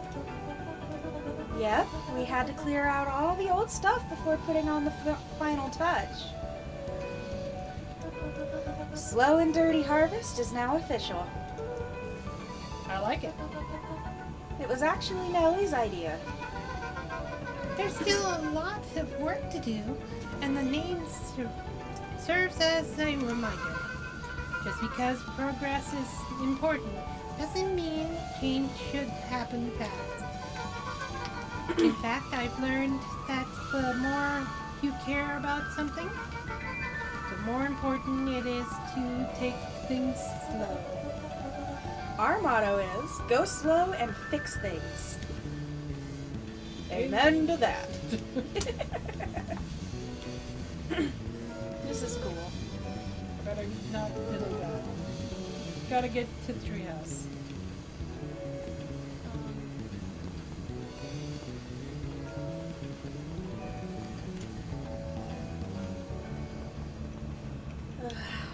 Itchy scritchy. Let's see if there's any new things. I don't think so. Nope.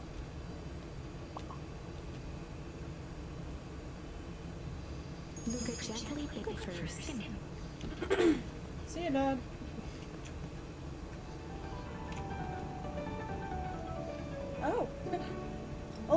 higher. Yep. A little lower. Yep. Oh God, my voice is cracking. Little higher. Yep. I'm telling you, the angle isn't the issue. We need more power to the radio. Luca, there you are. Would you tell him it's not the angle? Hey, I'm not in charge of antenna registration. Fine. Iggy, just don't do anything drastic until we get back. Who, me? Tisk. Tish. You're in charge while I'm gone. Yup. I feel like she can be trusted. They'll be fine, right? Though it'll be fine. Yep.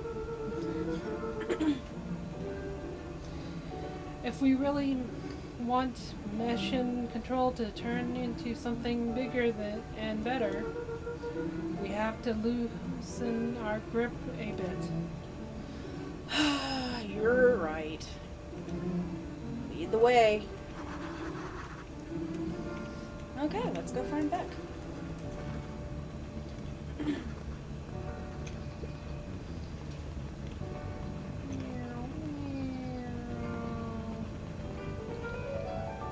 Eris and baby Solomon.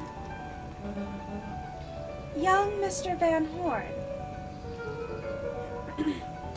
How's little Solomon Sharper doing? Look how grumpy his face he's so cute. Young Sharper seems to enjoy nature more than I. So we do a lot of strolling these days. And I sometimes want to drown him. In the fountain. Look how grumpy his little face is. It's kind of cute. Has he, Attempted to crawl out of his crib and plot world domination? Yeah. Thankfully, no. I spoke at length with Dr. Maldwell, and she feels that Sharper's infant mind was not developed enough to retain his previous memories. For all intents and purposes, the child is unmolded clay. Let's hope he's a little nicer the second time around. That is the objective, yes. But really, all I can do is try and hope. 2 activities I am endeavoring to find less distasteful. Well, I think you're doing a great job. And the whole town is ready to help out however we can. I can't wait to teach him to throw a baseball. Eris did her best to ignore the tears welling in her eyes. Aww. You know, I love her. Yeah, she's actually a really interesting character. I Yeah. think she's a poodle. No, there's a certain type of dog, and I don't remember the name of it, but she's not a poodle. It's another bougie breed. That would be acceptable.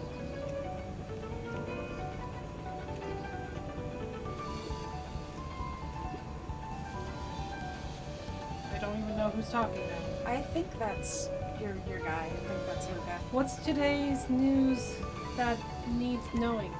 I'll give you tomorrow's headline today.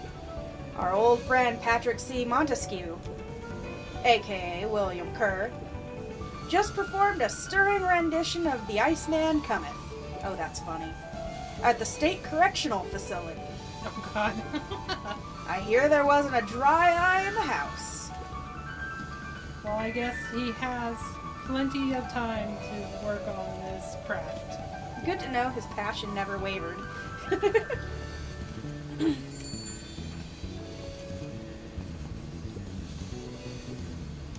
Mrs. Fratelli glowed with a carefree smile. She's so cute. Is that your suitcase? That is 2 weeks of unencumbered tranquility. Excuse me. Would you be so kind as to take my order? The clipboards are so polite. 2 weeks of sand, margaritas, and forgotten obligations. Excuse me. I'd love to place an order. Can I get a waffle? Can I please get an waffle? A waffle. Just as soon as the lunch rush ends, I'll be a feather on the wind. You're going on vacation? For the first time in years. And I've got you and your mom to thank. Why that? She didn't tell you yet. You two are gonna fill in for me at the diner while I'm gone. Just like old times. It's fine. I'll wait. That poor clipboard. They're so polite. Oh, she's up.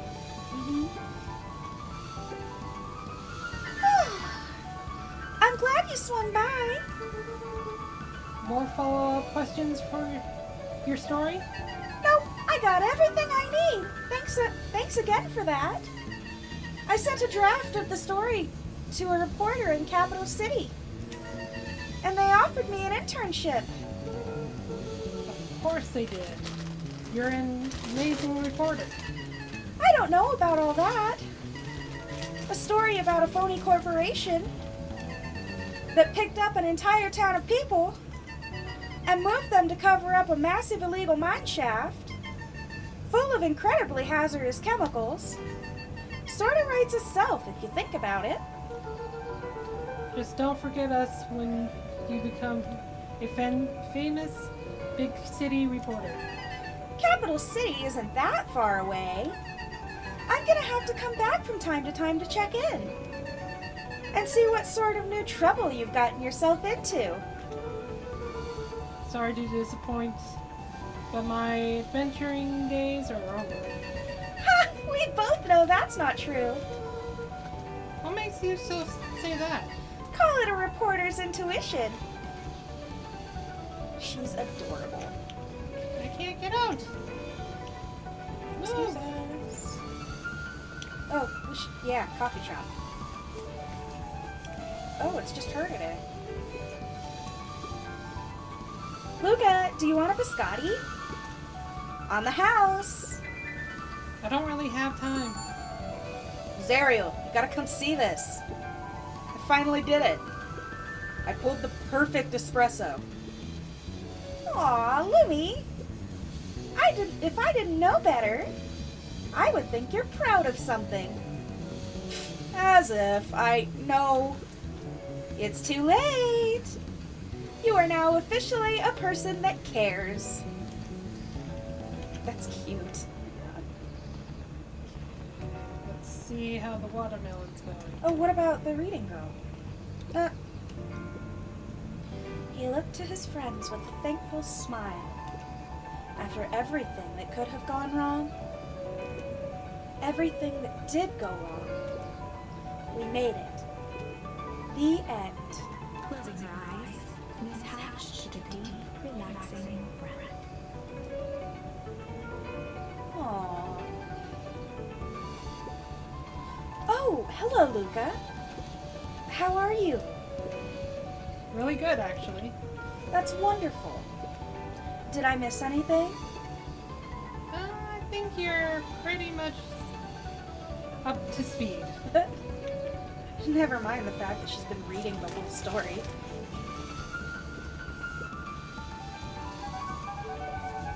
Hey, Luca, can you tell Roxy I'll be free in an hour? sure thing. My dad's making me stock the shelves for the summer. He says it builds character. I think he meant to say it builds calluses. Builds character. Yeah, it builds something, all right.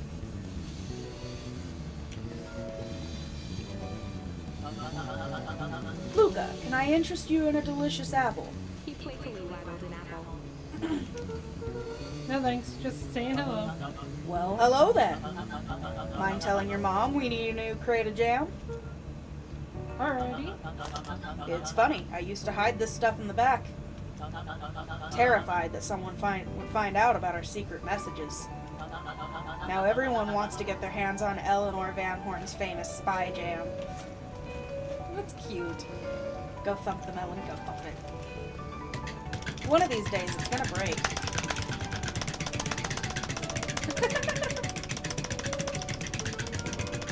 I like how he's watching you do that with so much concern on his face. Okay, I don't think it's gonna do anything. Oh, yeah, he doesn't even say anything. Wow, back for seconds? If it's not too much trouble, for the longest time, I didn't understand the appeal of ice cream. It served no purpose, other than to be briefly enjoyed and then it's gone. But it's pretty tasty while it lasts. I'm inclined to agree.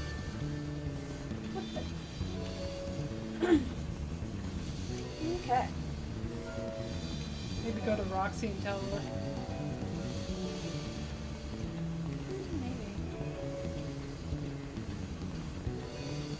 That our friend's gonna be out.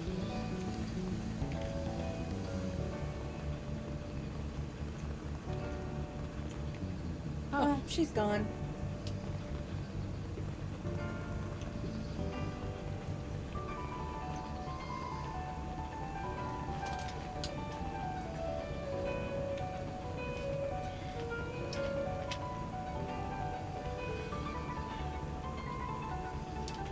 Wait. What you doing? Trying to read the plaque? I've seen if it's a different person in the black.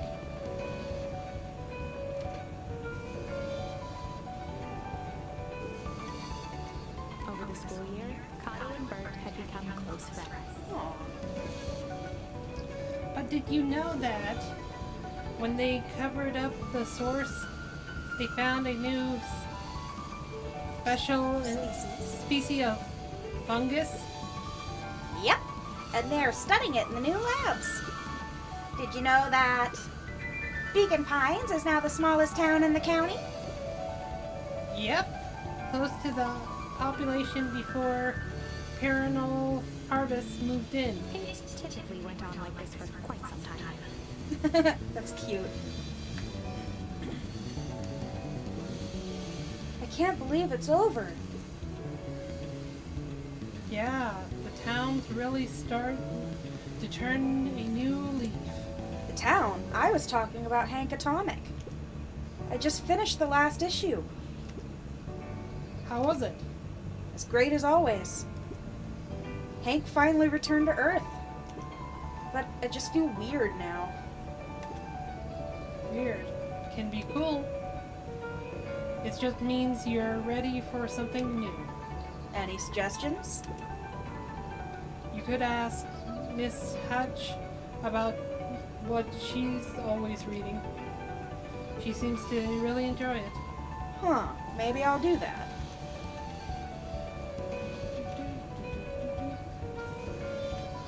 Bookworm.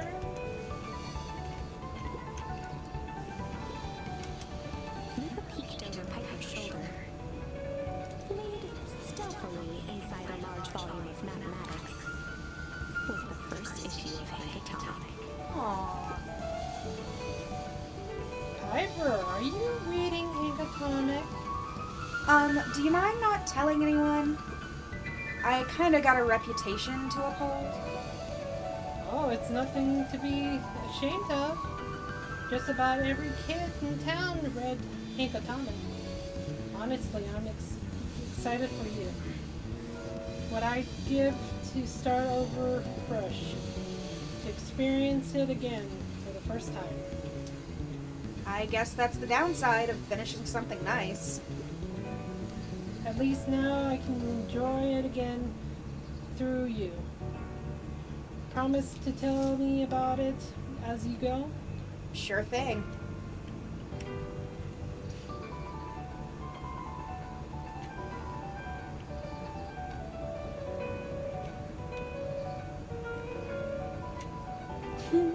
Oh, All the bunnies are just lined up.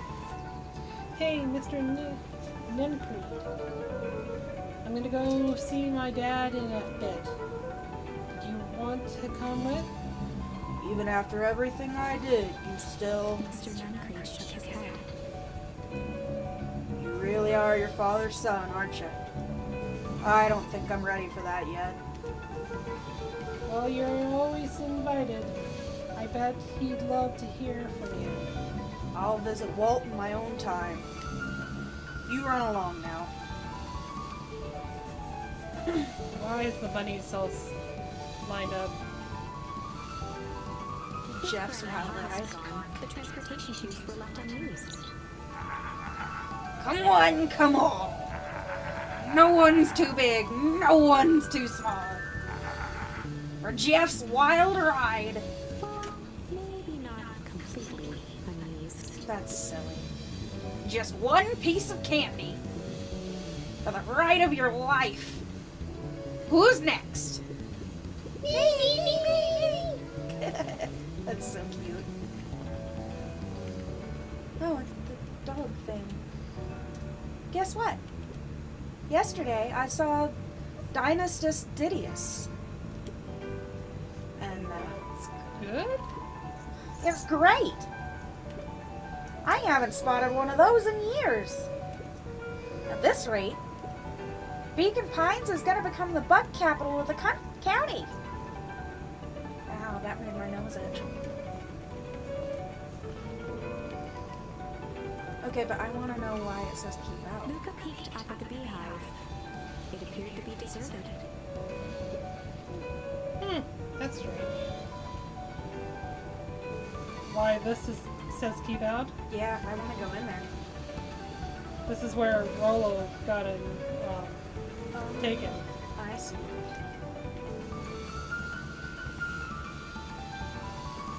Probably not a smart idea to go in there then.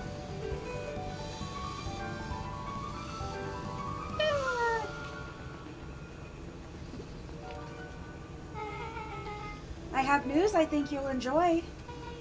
This morning, I unpacked my last box. You're officially moved in? It's just a box. Let's not blow this out of proportion. It sounds an awful lot like putting down roots. I guess I decided this place is root-worthy.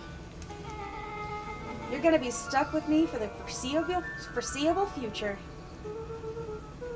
I do have to warn you, most years aren't going to be as interesting as this one. I think I'll manage. Ready? Before we go, there's a bit of a surprise. Well, I guess we're going. Tree. Oh, it's for his dad. My mom's prepared this tree especially for you. They didn't have to do that. It wasn't just them. Just about the whole town pitched in. We all owe you. It should do okay in the cold of Beacon Pines. And thrive as things warm up. That's perfect. All right. Down the hatch.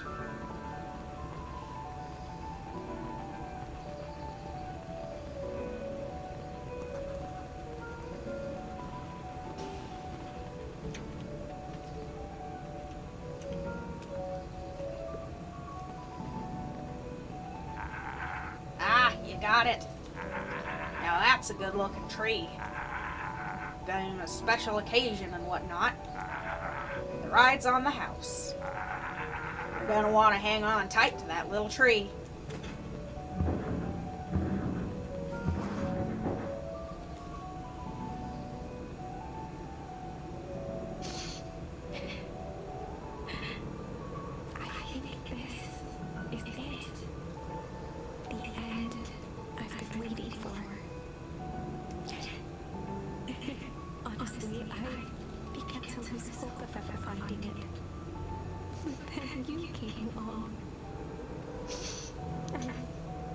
don't know exactly how to thank you.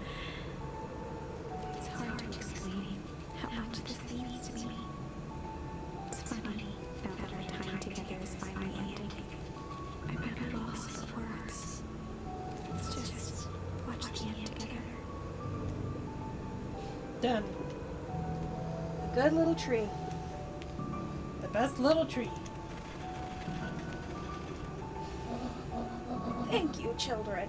This means a lot. Yeah, thanks for everything. Sucks I only did... Shucks. I only did what any super awesome best buddy would have done. We should probably give you some time alone now. You good?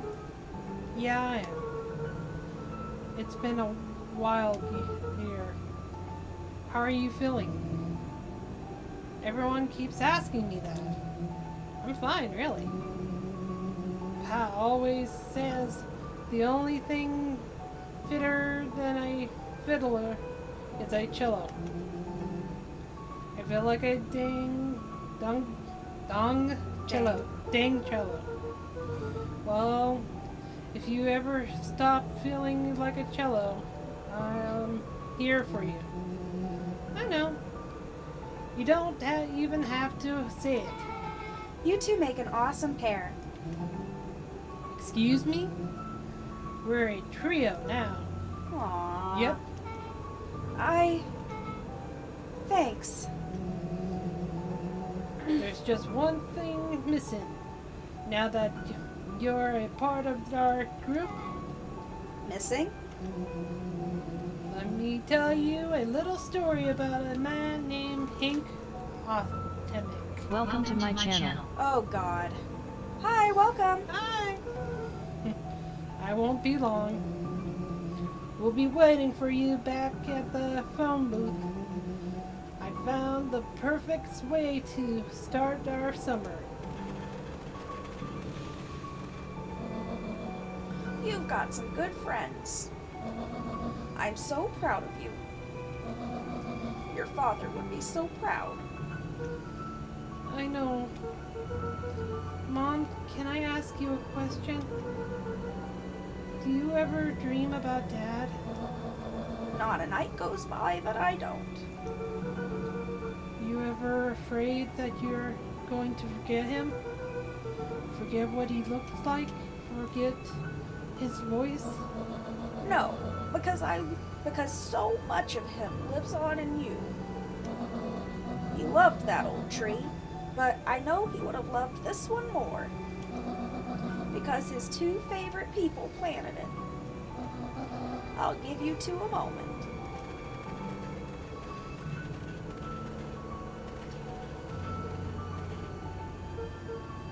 Hey, Dad. Dr.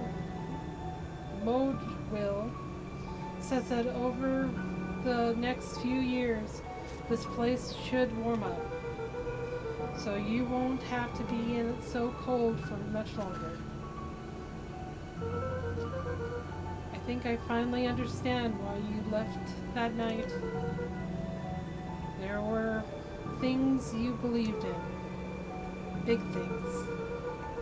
Those beliefs were the things that made you you.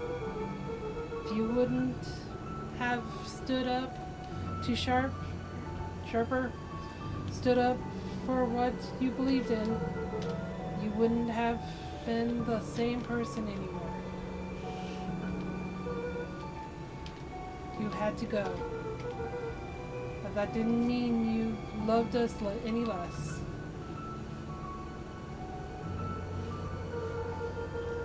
I might not visit you as much as I used to. I know you understand.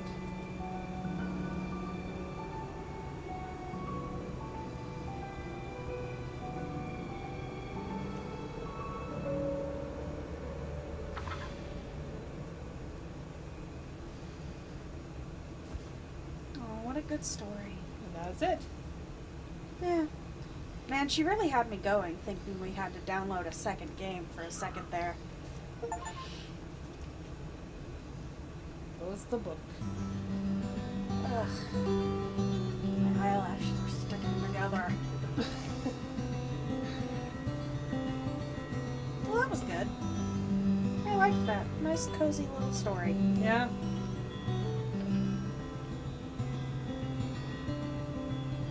So now what? I think that's the end of the stream. Okay. You were gonna teach me some Twitch stuff. Yep. Alright. So, I'm Mega Anime. And I'm Sylvie Saunders signing off. You guys have a great night. Have a beautiful day. Stay creative, stay spooky, and we'll see you next time. Bye. Bye. And good night.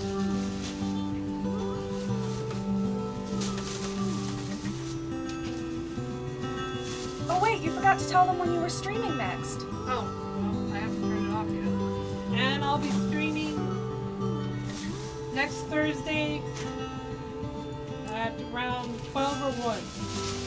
Oh right, and I'll be streaming tomorrow at midnight, and then streaming Monday at midnight as well. So. Hope to see you there. Yes. Have a great night.